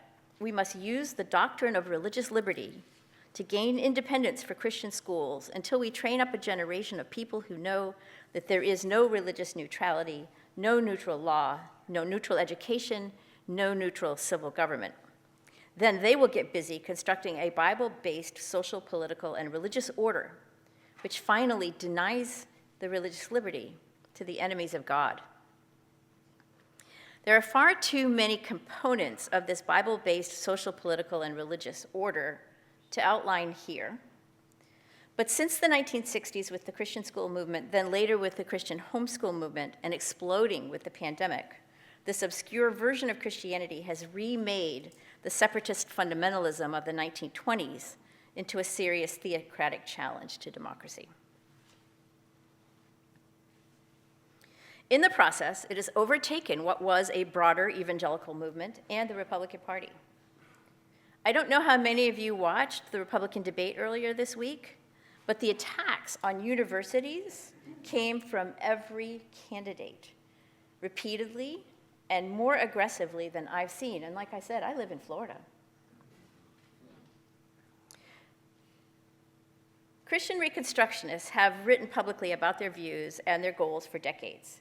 But at the same time, they have functioned as something of a stealth movement. People dismissed them in the ways that Walter warned about. When I, along with a handful of others, began writing publicly about them in popular media around 2010, we were dismissed as alarmist by some who claimed that dominionism isn't a real thing. It's a real thing, isn't it? We've been talking about this. Christian Reconstructionists' broader influence is hidden. Sometimes that's because it's embedded in institutions and has taken hold among people who are unaware of its roots or its long-term goals. But this isn't unusual. None of us can really trace the roots of our ways of thinking. We might be able to hit some of the high points, but most of our sources get lost along the way. And that's true for those of us who spend our time thinking about thinking. Those of us who would like to be able to trace all the sources. Most people don't even care. Other times people embrace these ideas but reject the controversial label. There are a number of religious right leaders and institutions who have demonstrable ties to R.J. Rushdoony, one of the founders, and Christian Reconstructionism, but they don't wish for that to be known. You cannot track the influence of this movement by looking for footnotes and finding people who identify explicitly by the label. You have to listen for it. If you really understand their framing, if you understand their world from the inside, instead of dismissing them as not really Christian or just too far on the fringe to bother with, if you don't do that, you can start to hear their accent. And this brings me back to Walter's influence. One of the biggest challenges in my work has been scholars who want me to be able to supply traditional documentary evidence for the influence that I claim. I understand that, but it's not possible. And if we want to know how this relatively powerful faction in America, if we want to know what they're up to, we need the deeper understanding that Walter sought. The deeper understanding gives us access to the bigger picture. We have to see if we're going to address it. Importantly, it also helps us see, or better hear, the influence. I have some examples as I shift to the discussion of the importance of public scholarship. Like Walter, I never intended to be an ivory tower kind of scholar. Even less than Walter, I'm a lot more likely to go hang out with the Moonies than I am to dig through dusty old papers. So I count myself lucky when I get calls asking me to explain some development among the Christian nationalists. I do that because I still don't like to call them that, but I should stop. I've got to get over it. That's what everybody's calling them now, right? I know this world from the inside out, and I can identify influence that others might miss. It's in the language that they use. These are some examples. They talk about a biblical worldview. They use the language of patriarchs or patriarchy in a positive way. They talk about government schools instead of public schools. They talk about civil government instead of government. They talk about lesser magistrates. This actually comes from Calvin, but they're interested in dismantling the federal state, and they aren't satisfied with states' rights. They want actually county rights. So the discussion of lesser magistrates has to do with what they think is the power of local sheriffs to invalidate existing law because they have biblical authority to do so based on Calvin. They talk about biblical spheres of authority, which actually encompass everything. They talk about dominion, and they talk about covenant marriage. And this isn't to say that anybody who uses any of these terms is somehow a secret Christian Reconstructionist. But it is to claim that when contemporary discourse is consistently punctuated by these rather unusual terms, it's likely to have come from Christian Reconstructionists.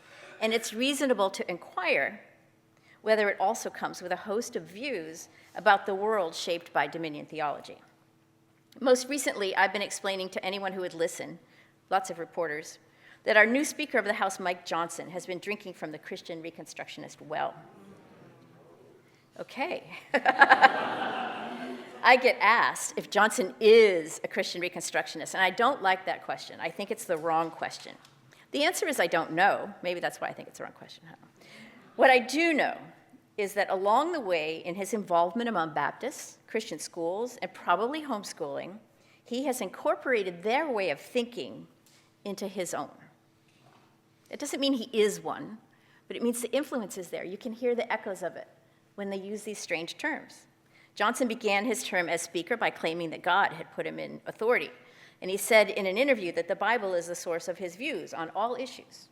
Most Americans hear these kinds of statements in traditional ways politicians have sought to solemnize our civic life, akin to "In God We Trust on Our Money." While some of us may not like it, generally it's harmless. But these kinds of statements are a window into the way he understands the relationship between religion and government, and we should be paying attention. He's not just suggesting he looks to the wisdom of the biblical tradition to inform his positions. He's echoing a version of Christianity that literally teaches that the Bible, both Old and New Testament, speaks to every area of life. He's drawing on a way of reading those texts that prescribes everything from tax rates and the necessity of having insurance to whether regulating the internet is possible. Johnson has added a new term to my lexicon of language to look for. He's in a covenant marriage. Because Christian Reconstructionists built their system on the Reformed tradition and Calvinism, the notion of covenantalism is central. For a couple of decades now, churches in these circles have added their own sorts of requirement to the legal requirements for marriage and called these covenant marriages. The most important components are that the covenant puts the marriage under the authority of the church and makes divorce much more difficult. In many examples of covenant marriage, only the church courts can grant divorces. In most states in the US, the practice exists only within church congregations and apart from the state. But in a few US states where the power of this kind of Christianity has been enough to enact such laws, Johnson's state of Louisiana being one of them, a similar process has been written into secular law. Scholarship should matter. And as intractable as it seems that things are now, I can't help but wonder what Walter would say to us to do about it. Walter blended town and gown with grace. He didn't just use his expertise to weigh in on public issues. He used it to bring people along in their understanding so they could see what he saw. But he was able to maintain his hopefulness. I wish I were able to do that. The breadth of the arenas where Walter has contributed to public life is truly hard to grasp. We'll be hearing about some of the more well-known examples, but the true breadth was clear to me when I kind of randomly encountered an example about which I had known nothing. I spend as much time as I can these days in my camper. I'm looking for Clarence Thomas at Walmart. A couple of years ago, I was in a county park in San Luis Obispo and noticed a sign dedicating a lamp preserve to Walter Capps. I went up and looked around. I still don't know what it was about. I have no idea how that came to be. The people at the kiosk didn't know. But almost 25 years after his death, the new to me realization of the good that he brought to the world in ways both big and small made me smile. So I guess that's a little bit of hope. Thank you.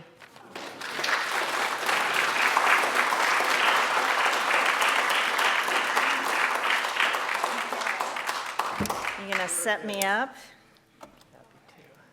Okay. Got myself timed here.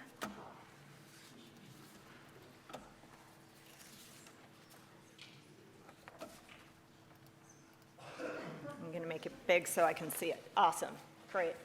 And I am actually going to use one of these mics.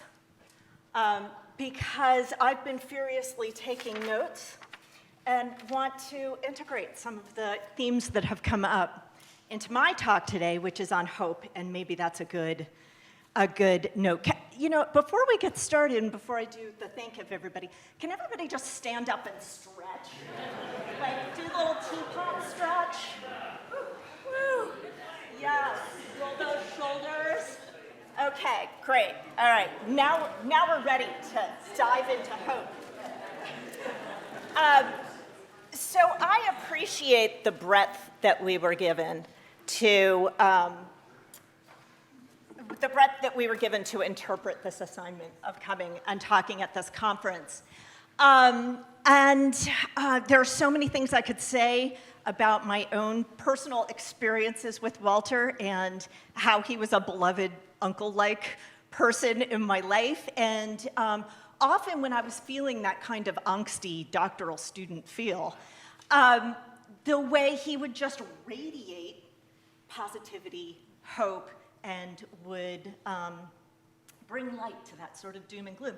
And then also whatever drama was going on at the university, he was so able to, at least with us as students, interject this kind of humor into it and encourage us not to take ourselves so seriously, but to have a light touch. And so this actually comes into my discussion today of eco-talk, and these Gen Z eco-communicators that are really going across the zeitgeist of doom and gloom in terms of climate, and are defiantly embracing and preaching climate hope. So I'm going to dig into that a little bit, but I think I may have solved Tomoko's question of what the conference that was keynoted by Moltmann was about. I believe it was about hope, And the Future of Hope, I think that was the conference, that was the publication that came out of the conference.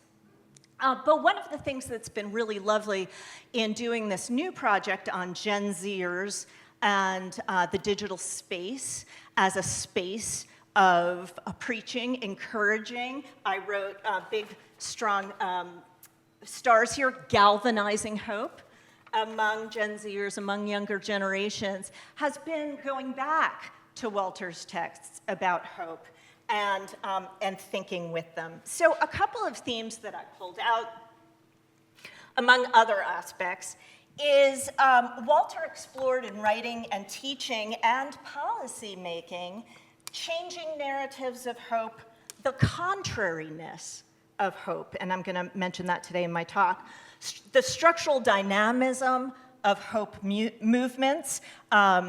You know, how is it that there's sort of this school of hope he's talking about in the mid-60s, and then by the mid-1970s, he famously, in the chapter of Hope Against Hope, asks what the heck happened? Where is hope?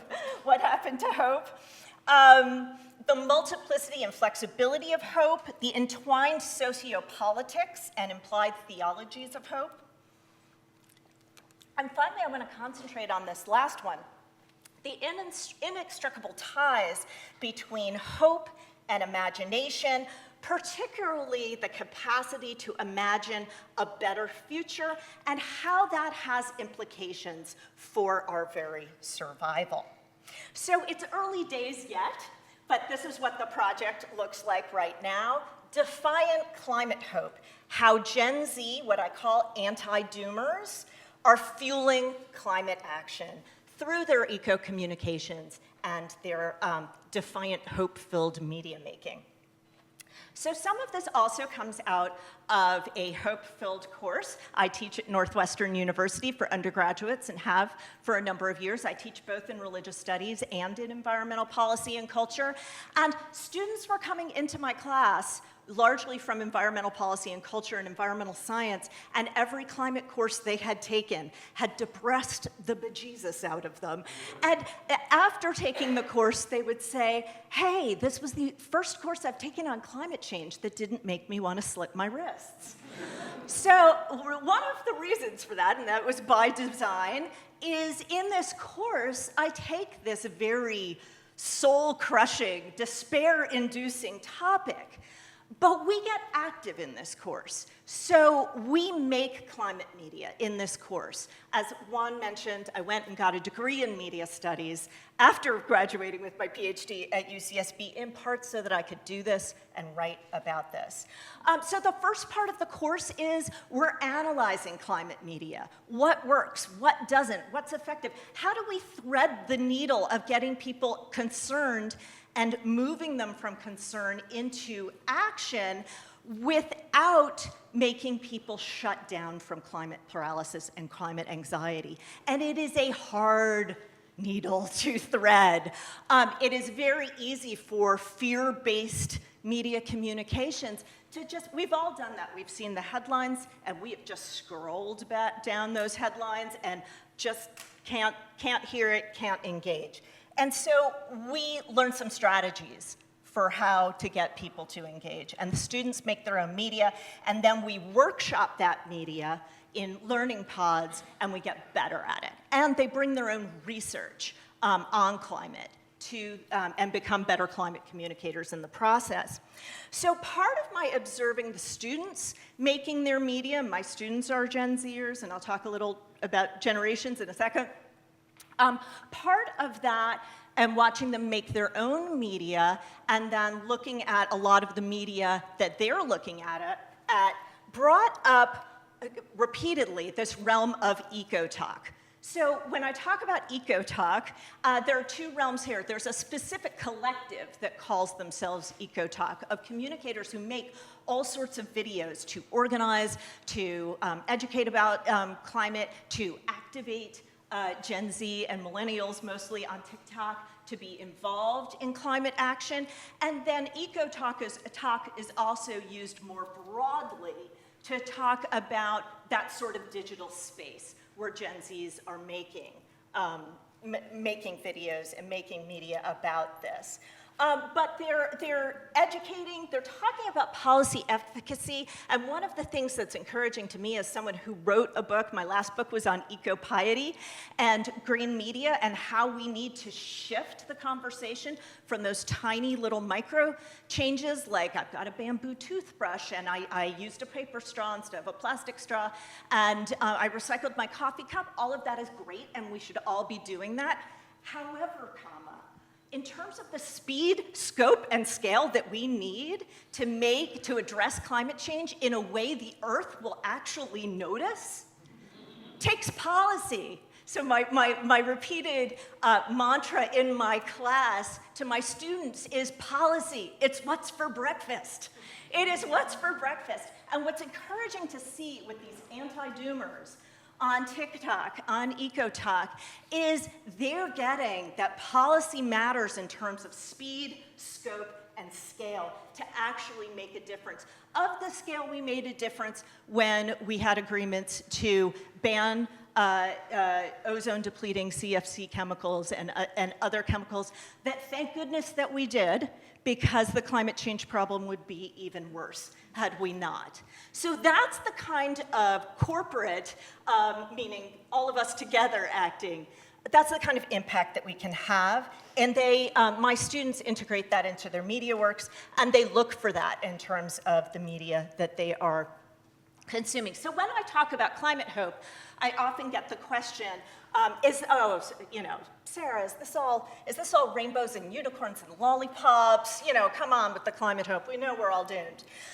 What's kind of interesting is on these eco-talks made by these anti-doomers, they acknowledge, they are not sugarcoating, they acknowledge climate grief and despair is real. They have been pickled in it throughout their education. Many of them, at least at Northwestern they have been, but many of them on TikTok talk about having nightmares about climate change from the 5th grade on. But they're also, at the same time, acknowledging that this is real. They're rejecting fatalism and galvanizing their viewers to enact systemic change. They're also a community of care and as well as a community of hope. Here's one of EcoTalk's, it's actually not their most recent post, but one of their most recent posts is entitled, Resist Climate Doom. And here I have circled in my notes from your talk, Ed, a world given formation by hope, not fear.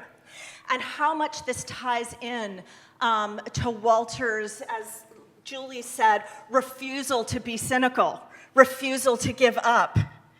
Right? So sending this message, hope is more sustainable than fear. And then I love this comment here, joy is a form of resistance. That doesn't mean not being active, that doesn't mean sitting on your sofa, but this is actually borrowed, there's a lot of overlap between Black Lives Matter activists and eco-talkers, and this actually comes from Karen Waldron's book, The Lightmaker's Manifesto, if you've read that, where she says, I refuse to feel guilty about feeling joy, even though the world is totally messed up and screwed up. That you owe yourself, what are you doing it all for? If you're not stopping and feeling the joy. And what's neat is that we're seeing these eco-talkers also saying, hey, don't forget joy. And that's what Walter was saying to us. As graduate students, when we were in our angsty doom and gloom, oh my God, we're gonna, don't forget joy. Because what are you doing that degree for? Or when everything was going horribly in Congress, well, it's pretty discouraging, but even so, don't forget joy. What are we doing it for, if not? So here's another posting that I love from EcoTalk. They're promoting Open EDU, which is it's a climate change education program. But I love this image here, where here they have two routes depicted. One is towards outrage, clickbait, polarizing news, sensational doom and gloom. But there's another route that we can take, they say. there's a little bit of an off-ramp that goes in a different direction. And what is that direction? Solutions, creativity, innovation, storytelling, science, indigenous knowledge, open education, community, care, healing, joy, trust. All of these things that have come up today. So when I talk about these proponents of defiant hope, what do I mean by defiant? What are they defying? Well, we know from a number of studies, and I'm just going to mention two. One is from the Ipsos Global Market Research Public Opinion Data, their solutions survey, that was a survey of 20,000 people in 27 countries, that 1 in 5 young people globally believe it's too late to fix climate change. We're screwed, it's too late. Go have a cheeseburger, sit on the beach. You know, might as well enjoy the way down. So this kind of fatalism is also reflected in the Young People's Voices of Climate Anxiety study that was done. Britt Ray, who's up at Stanford, was also involved in this study. She very famously wrote this book, Gen Dread. This is another phrase for both Gen Zers and younger millennials. Gen Dread surveyed more than 10,000 15 to 25-year-olds from more than 10 countries. 3/4 of the young people reported feeling the future is frightening. Half said humanity is doomed and reported that climate anxiety impacts their day-to-day lives. 39% fear bringing children into the world wrecked by climate crisis, and this tracks with my students too. Many of my students say, I will not have, I mean, they're undergraduates, but they are saying, I will not have children. It is not ethically, morally fair to bring children into a wrecked world. So when I say defiant hope, and when Walter talks about the contrariness of hope, here we have, in the eco-talk, anti-doomer movement, contrariness, right? Defiant hope going on. And this is what they are defying, the sort of prevailing zeitgeist, as it were. So anti-doomers defy fatalism. We also know from a number of psychological and sociological research that's been been done. Any of us who teach at university, we know that there's a huge mental crisis going on with our students, and yes, exacerbated by the pandemic. But here, the climate anxiety is a huge, huge component of why our students are having major, major mental meltdowns. They are carrying the world, the weight of a burning world on their shoulders. So these eco-talkers, these anti-doomers are defying the fatalism in this, defying the zeitgeist going on. There's being contrarian, and they're making it fun. TikTok is famous for their dances. Raise your hand if you have ever done a TikTok dance. Come on. What? We're the only two? Oh, y'all are liars. Nobody's done a TikTok. Thank you. This man has done a TikTok dance. So the genre, the platform itself is fun. It's playful. And we've talked a lot today about Walter's sense of fun and playfulness, that you walk in the room with Walter and you just felt the warmth and the playfulness and the laughing, the smile that reaches his eyes, because he had that kind of laughter and spirit. So this happens to be not just sort of silly, trivial. We want to dismiss the, Sean, I think what you called the eco-talk generation. We want to dismiss them. But this is incredibly smart and strategic. First of all, doing this on TikTok, location, location, location. In addressing their peers to peer-to-peer conversation, they're going where their peers are. Their peers aren't going to somber documentary environmental climate films. Their peers are on TikTok. My teen is on TikTok. So using humor to address climate change rather than being sort of silly and superficial, this is brilliantly strategic. And if you don't believe me, you can read Max Boykoff's research at CU Boulder. We read his book on creative climate communications in my media course. And he finds, guess what? When you are dealing with soul-crushing existentially devastating topics, if you can have a light touch, the way Walter often had a light touch. If you can have a light touch, guess what? People can go there. They can go there. They won't be paralyzed and shut down. So rather than the funny, silly approach being sort of flippant, it's brilliant. Here's an example. This is Zahra Biabani. She is a popular TikToker and media and eco-communicator. I don't know if anybody follows her here. Her TED Talk, where she talks about how Gen Z can become eco-creators in the digital space and help fuel climate action through this, making media as a bridge to policy, as a bridge to galvanizing support for policies that the Earth's going to actually notice. So here she is doing her TikTok dance. Then she does her very serious TED Talk, but she also writes books. So let's not dismiss our TikTokers as being relatively illiterate and not doing serious work. But here is her book on climate optimism, and I added this little arrow here because she says in the subtitle here, celebrating systemic change around the world. Once again, she's getting it. It's, a pox upon the plastic straws, but it's not about the plastic straws. It's about broader policy changes. I also receive her weekly newsletter, which is fabulous because each week there's a subject heading in my inbox that says, Earth wins. Earth wins, and it's a list of good things that happened in terms of climate change and the environment that week, not the doom and gloom stuff. And she makes a point, do we need to be working faster? Do we need to be doing more? Absolutely-frickin-utely. But here we have Earth Wins. Here's an example of Earth Wins, and and this is a feature done on her in 17 magazine. So she's really resonating with a younger demographic. And then she has action items, and I love that her action items aren't you, Greg, personally, please do not drink almond milk that is unfriendly to bees. Instead, she says, help save bees by urging leaders to ban pesticides. She's thinking big, policy. It's what's for breakfast.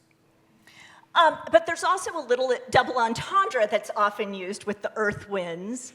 It's that this defiant hope, Earth is going to win out in the end, and let's keep going.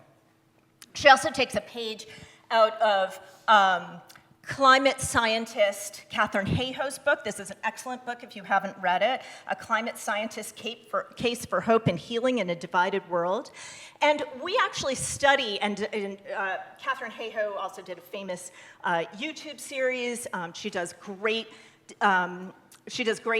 Instagram posts. She does a lot of social media. She's brilliant at this, but we dissect in class her climate communications. But I love this. She'll talk about what's going wrong, and instead of saying soul-crushing, depressing, you're going to want to curl up in a fetal position after this news, she says, not so good news.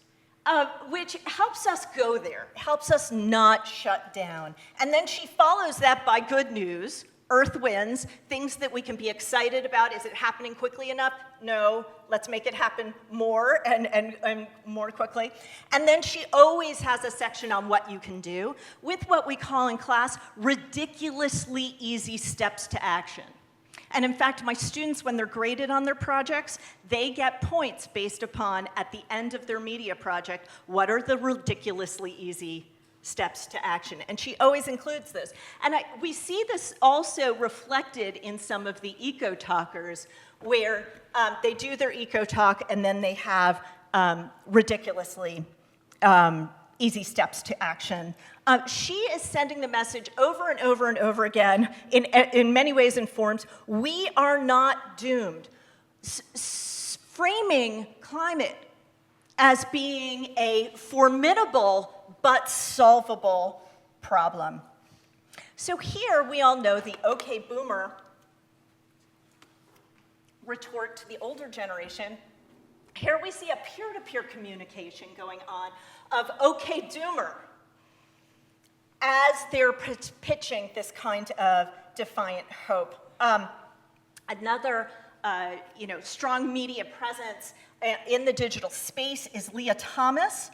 And I love when she writes here. She's the author of The Intersectional Environmentalist. She has a whole bunch of social media sites having to do with this. But she says, unlike millennials who identify as climate pessimists, a lot of Gen Zers identify with climate fatalism. They believe there is no hope. I get so mad when I see climate communications that say there's no hope, the world's ending. The kids aren't all right. They have eco-anxiety. We have to stop that. So she's talking about it. Shutes Kat Martinez, who I featured in my Eco-Piety book, and I feature more in this project, who is an indigenous rapper and a climate activist and co-creator of the Guardians, Earth Guardians, as a youth climate activist organization.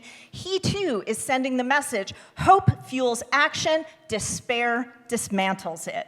So all of these major themes come up in the EcoTalk media making, and I know I'm about to get the cane. So, but I just want to address before that what climate hope means when we use this term climate hope.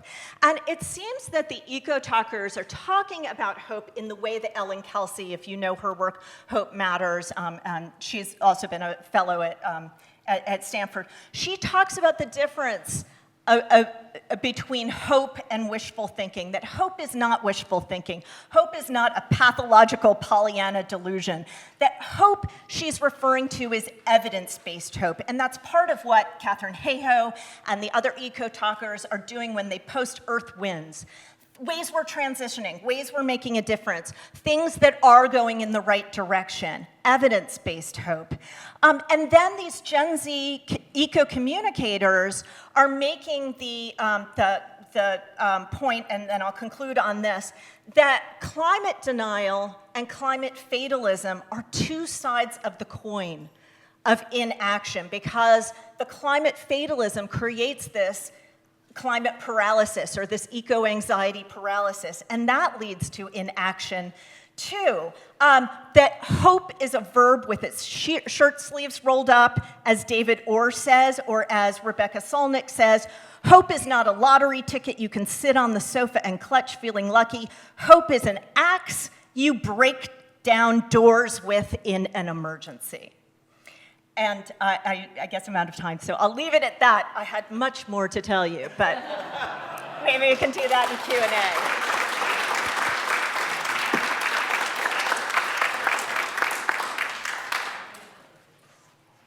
I don't believe in canes.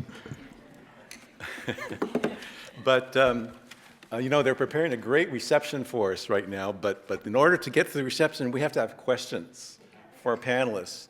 And Dusty and Greg, would it be okay to have chairs up front? They're already coming. Okay. And I'll get the Great. microphones ready. We'll have two for the panel, and we'll have a third microphone for persons asking questions. Ladies and gentlemen, we're going to wait for just a moment that our wonderful McCune interns right now, who are volunteering to help us today, are bringing chairs out for the 5 panelists to come and take a seat.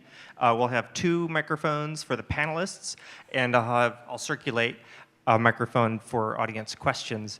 When you do speak, because this is being recorded for video and live streamed, for our audiences who are not physically present in the room today, please do speak directly into the microphone.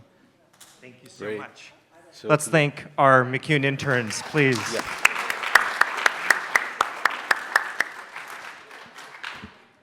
Ed and Sarah, come on up. One more round. Juan, will you call, and I'll just carry the Sure, microphone. yeah. Just wait all the panelists to get up.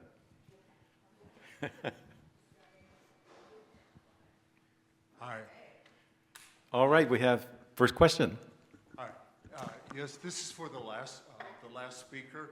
When you speak of we in climate optimism, which is the we that you're talking about? Is it we, the people who have access to university privilege in the United States of America? Is it we worldwide? Is it the generation now? Is it our generation and ancestors? Is it our generation and descendants? Or our generation and descendants for 100 years, 1,000 years, 10,000 years? Which we are we talking about? Right. Well, in terms of this project, what I can say is I'm looking at a subset of Gen Z eco-communicators, as I'm calling them, who are really bucking, as I said, the sort of zeitgeist of the doom and gloom zeitgeist. What I'm finding, and I should back up, so part of this is media ethnography, part of this is auto ethnography from teaching my class, my students, and then part of it, then the last part of it will be focus groups with Gen Z climate writers and media makers and talking with them. So one of the things I'm finding, and it's early days so far in this project, but I am finding that this is a diverse group of media makers from all sorts of walks of life and different ethnic backgrounds, different class backgrounds. That's something that's really surprised me because traditionally, as we know, a lot of the environmental movement has been associated with white males, and that kind of perspectives and voices in that coming from that perspective. What I would say is, in terms of the ubiquitous we, I think this is very targeted media making. It's being made by Gen Zers to Gen Zers who have given up, who think there is no hope for their future. And what's interesting is they're also gleaning information from climate scientists like Michael Mann at University of Pennsylvania, who are saying, hey, by the way, by giving up hope and by resigning ourselves to the fact that it's just too late, we are doing the bidding of the fossil fuel industry. And he actually cites instances of the fossil fuel industry stoking this fatalism, this fatalistic approach. And he says, yeah, it plays right into their hands. What's interesting is this subset, the group, is saying the jig is up. We know that the minute we give up, you win. So I'm not sure there's a universal we going on. I think there's a very particular Gen Z to Gen Z communication going on. Thank you very much. Yes, in the front row. Thank you so much. I also have a question for you. I don't know if it's more universal, but I feel like the sofa and the beach got a bad rap. But I've been thinking about it in this way. I'm really kidding. But when I'm thinking about it, maybe it's just because I've been in Mississippi with, 600 African-American women writers. But I think, too, about Tricia Hershey's work and, rest is resistance. And hearing Alice Walker very surprisingly talk about happiness. That's, what she's writing and thinking about right now. As of last week, she actually started a dance party at this conference. So, speaking of dances, but her point was justice, yes, but pursuing justice, but not at the cost of your life. And so I'm just trying to think about, I'm just thinking about a lens for sort of 400 years of racial history on this, where who's doing the labor and who's doing the work, and this, what I'm hearing lately from some African-American female scholars, which is you know what? I am resting. I am sitting on the sofa, I am going to the beach, or whatever my self-care looks like. You've created this world, speaking of the we, and that's not to say that the climate justice folks are not people of color. I'm just thinking about, for that sort of history of racial violence, I don't know, I'm just trying to think about how all that fits into this picture. Right, so I may have misspoken with the beach and the cheeseburger. The only reason why that came to mind is at one point I was in class with my students, and they brought up a friend of theirs who is a huge doom and gloomer. And every time they bring up climate evidence with him, you know, whatever, he just says, "Oh, I don't care. I'm just I sort think of it's very, I think it's enjoying real, the ride but down." I hear what you're saying. But I didn't get to my slides of Mary Anise Heglar's work. She is a climate writer, a climate activist, and she's African American. And she talks about the privilege of what she calls doomer dude. And Lisa, if you're still here, I know Lisa, you know her work, and I don't know whether you use her work, but she talks about the privilege of these, going to work in the climate space, but having all of these predominantly white doomer dudes say, oh, you know, the Earth's going to be fine. Humans will all be killed off. The Earth will flourish without us. It's just going to happen. And being completely okay with that and almost having a gleeful self-satisfaction in the fact that the Earth will be wiped clean of, and this goes back to your we question. So these doomer dudes are like, oh, we as humans have had our chance on this planet, and she gets outraged of, how have humans who are not in positions of power and advantage had their chance? How have children born onto this earth had their chance? So yeah, I mean, there's a lot of great, and Leah Thomas is doing a lot of this great climate communicating. But yes, this rest. A lot of them cite the Karen Waldron book, The Lightmaker's Manifesto, where she does say, resting is resistance. Thank you very much, Sarah. Could we have a questions for another panelist too? Sean? I'll get to you. You'll be next. So this is actually, because I want to link what Sarah said with what Tomoko and Wendy were saying, because a light bulb just went on for me listening to the sort of three of you. Julie, many light bulbs went on listening to you as well, but I want to stay on hope. I just don't want to be so gloomy, if that's okay. Although I did see the word intersectional in Sarah's slide, and I'm using your methodology of looking for language and listening for language. So that's data too, right? The use of contemporary jargon to build bridges. But Havel comes up and doesn't come up, and of course Havel has this great definition of hope, right? Not as it's deeper than optimism, and that was my primary language with Walter and with Lisa in 1995 and 1996. And so what the light bulb that went on for me listening to Tomoko and Wendy, and then Sarah just sort of like went, whoa, is this concept that maybe for Walter, you know, he was so fascinated with Havel. He was bringing Havel in as from phenomenological roots, first of all. His essay on Havel goes all the way back to Husserl because of Havel and Patočka and Masaryk and Husserl. There's a genealogy there, but also potentially because he saw Havel as a kind of a peer. And I wanted to put that idea out there because I don't know if we're going to be able to talk about Havel a lot more over the next day or so. He was so important to Walter, and it just, this notion of mysticism and the notion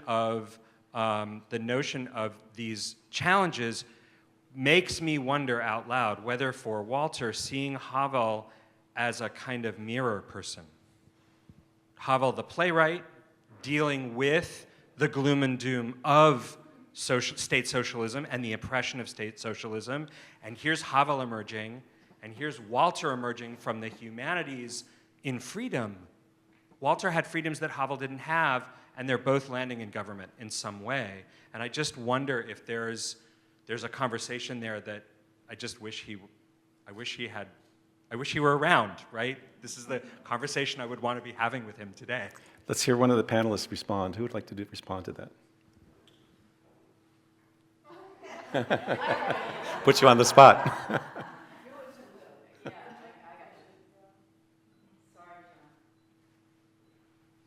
No response. Okay. Yes, sir. Over here? No, that's a fascinating thing. I'm not sure I can speak to all of what Walter and you have had a conversation about Havel. I do think from my longtime engagement with Walter, I mean, he was both, a positive personality, that he had one of those sort of buoyant whatever.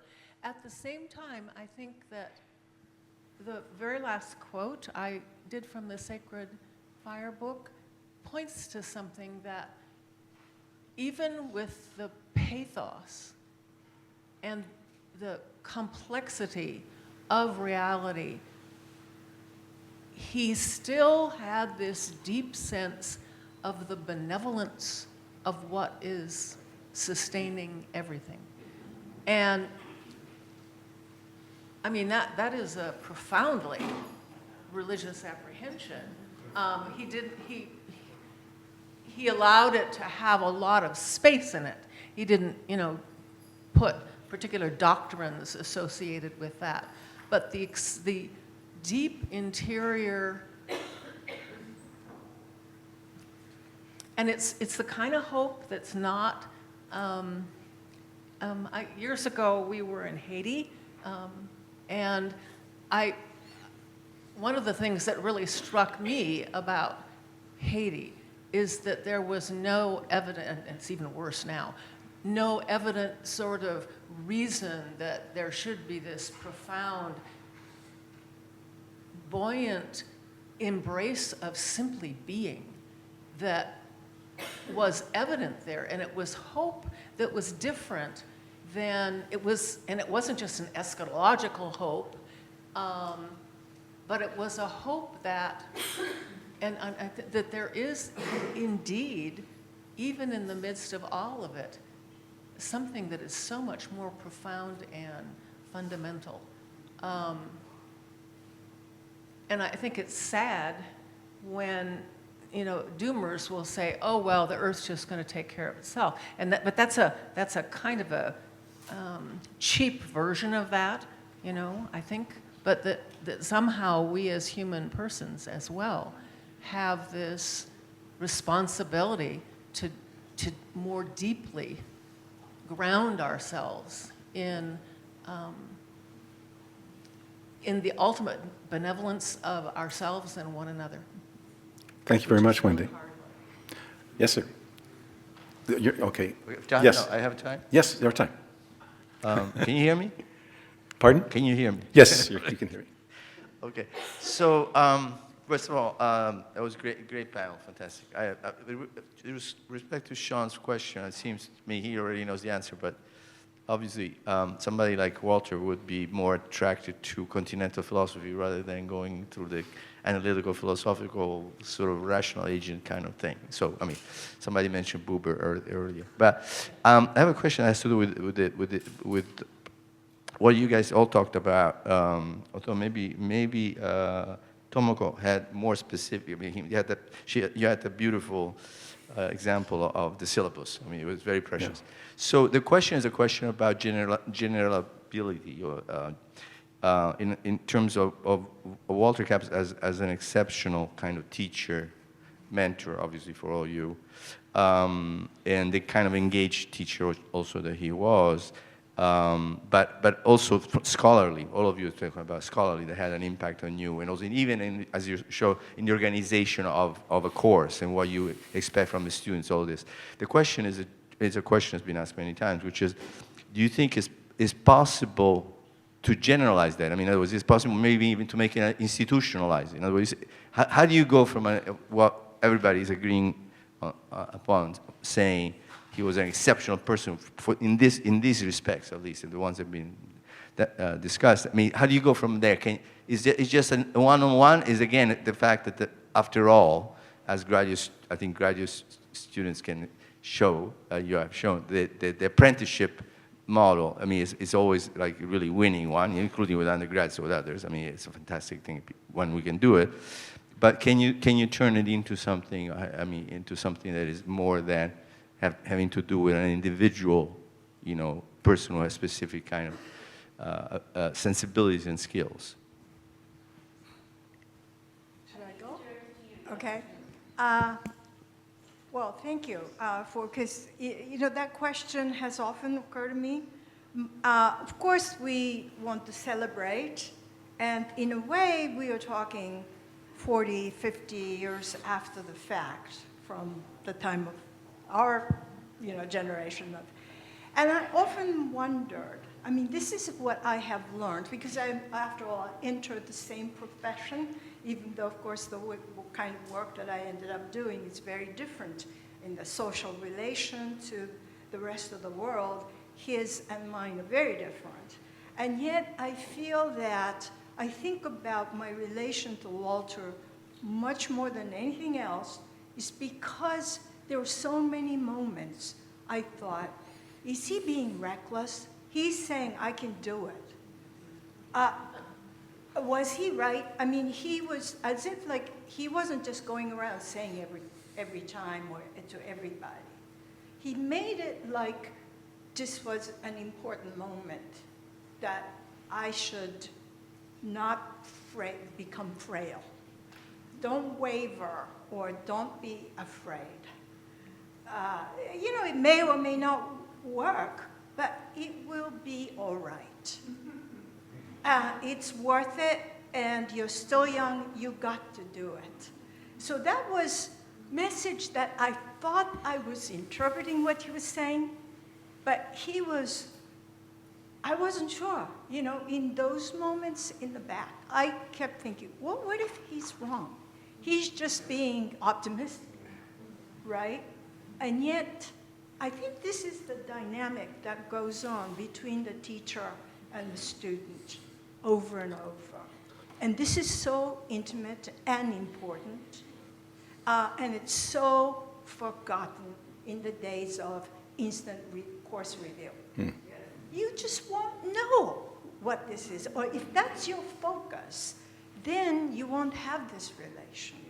So to me, I mean, quite literally, I meant it. He's been my teacher all these years because I'm testing, well, was he right about this, right?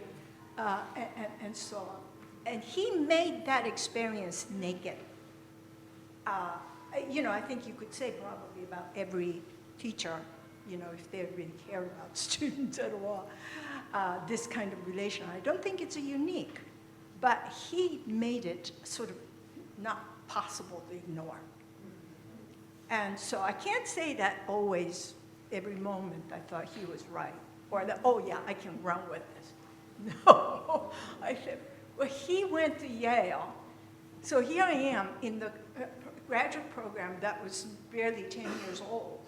What does he know? What my experience or my prospect, right? I'm not a native speaker of English. I come from very different kinds of things. So, I mean, there was all these kind of hope or doubts. And yet, somehow, he encouraged me to put it together. Okay, hold on, and so on. Another piece of that, it seems to me, is, I mean, just looking at the five of us, I mean, these are not 5 peas in a pod. It's like totally, and yet somehow the encounter with Walter and some of those generative ideas and the way he was moving in life as a pilgrimage, really, as you suggested, Ed, and that he then saw in each of us something different in each of us. We were not carbon copies. We were not, graduate students who were supposed to, put on his resume or something like that. It was absolutely distinctive for each of us, and he really he allowed that to come forth and encouraged it. I mean, and went out of his way to do that. There was this radical kind of individuality about it. I think it's amazing. Here we are. We can take, Julie, did you want to say something? No. Okay, we can take one more question, but please keep it brief to a question. Yes, yes, sir. I think it's demonstrated perfectly in Tomoko's syllabus that she put up on the screen what we're talking about. And to me, what it is, it's entirely nonverbal, right? What I would call liminal intelligence, and I'll illustrate that for a moment. I'll be brief. I didn't know Walter personally. I only knew him through my dad, okay? My dad loved Walter, okay? So I came to know Walter through my dad's love, and it was symbolic. It reminds me of when I would speak with a Chumash elder, and I'm so glad you invoked that. I would speak with Grandfather Semba, and we'd have these long silences in between each verbal representation of spirit or what we're trying to communicate. So it invoked liminal intelligence for what I call liminal intelligence. And to me, Dad was imparting to me something that I think he was embraced by from Walter, right? That was entirely non-literal, non-academic, right? And yet so universal in the sense that hope, the theme of hope, right, is in all of us. And if we don't have that, what do we have? And I think that's the theme. I think of the undercurrent, the underlying spirit of all this. And I hope that expresses the love that my dad had for Walter. Any comments? Okay, so hearing this language of hope combined with action, it reminds me of the words of John Lewis, let's make good trouble. So, thank you very much, everybody. We have a great reception for you over here.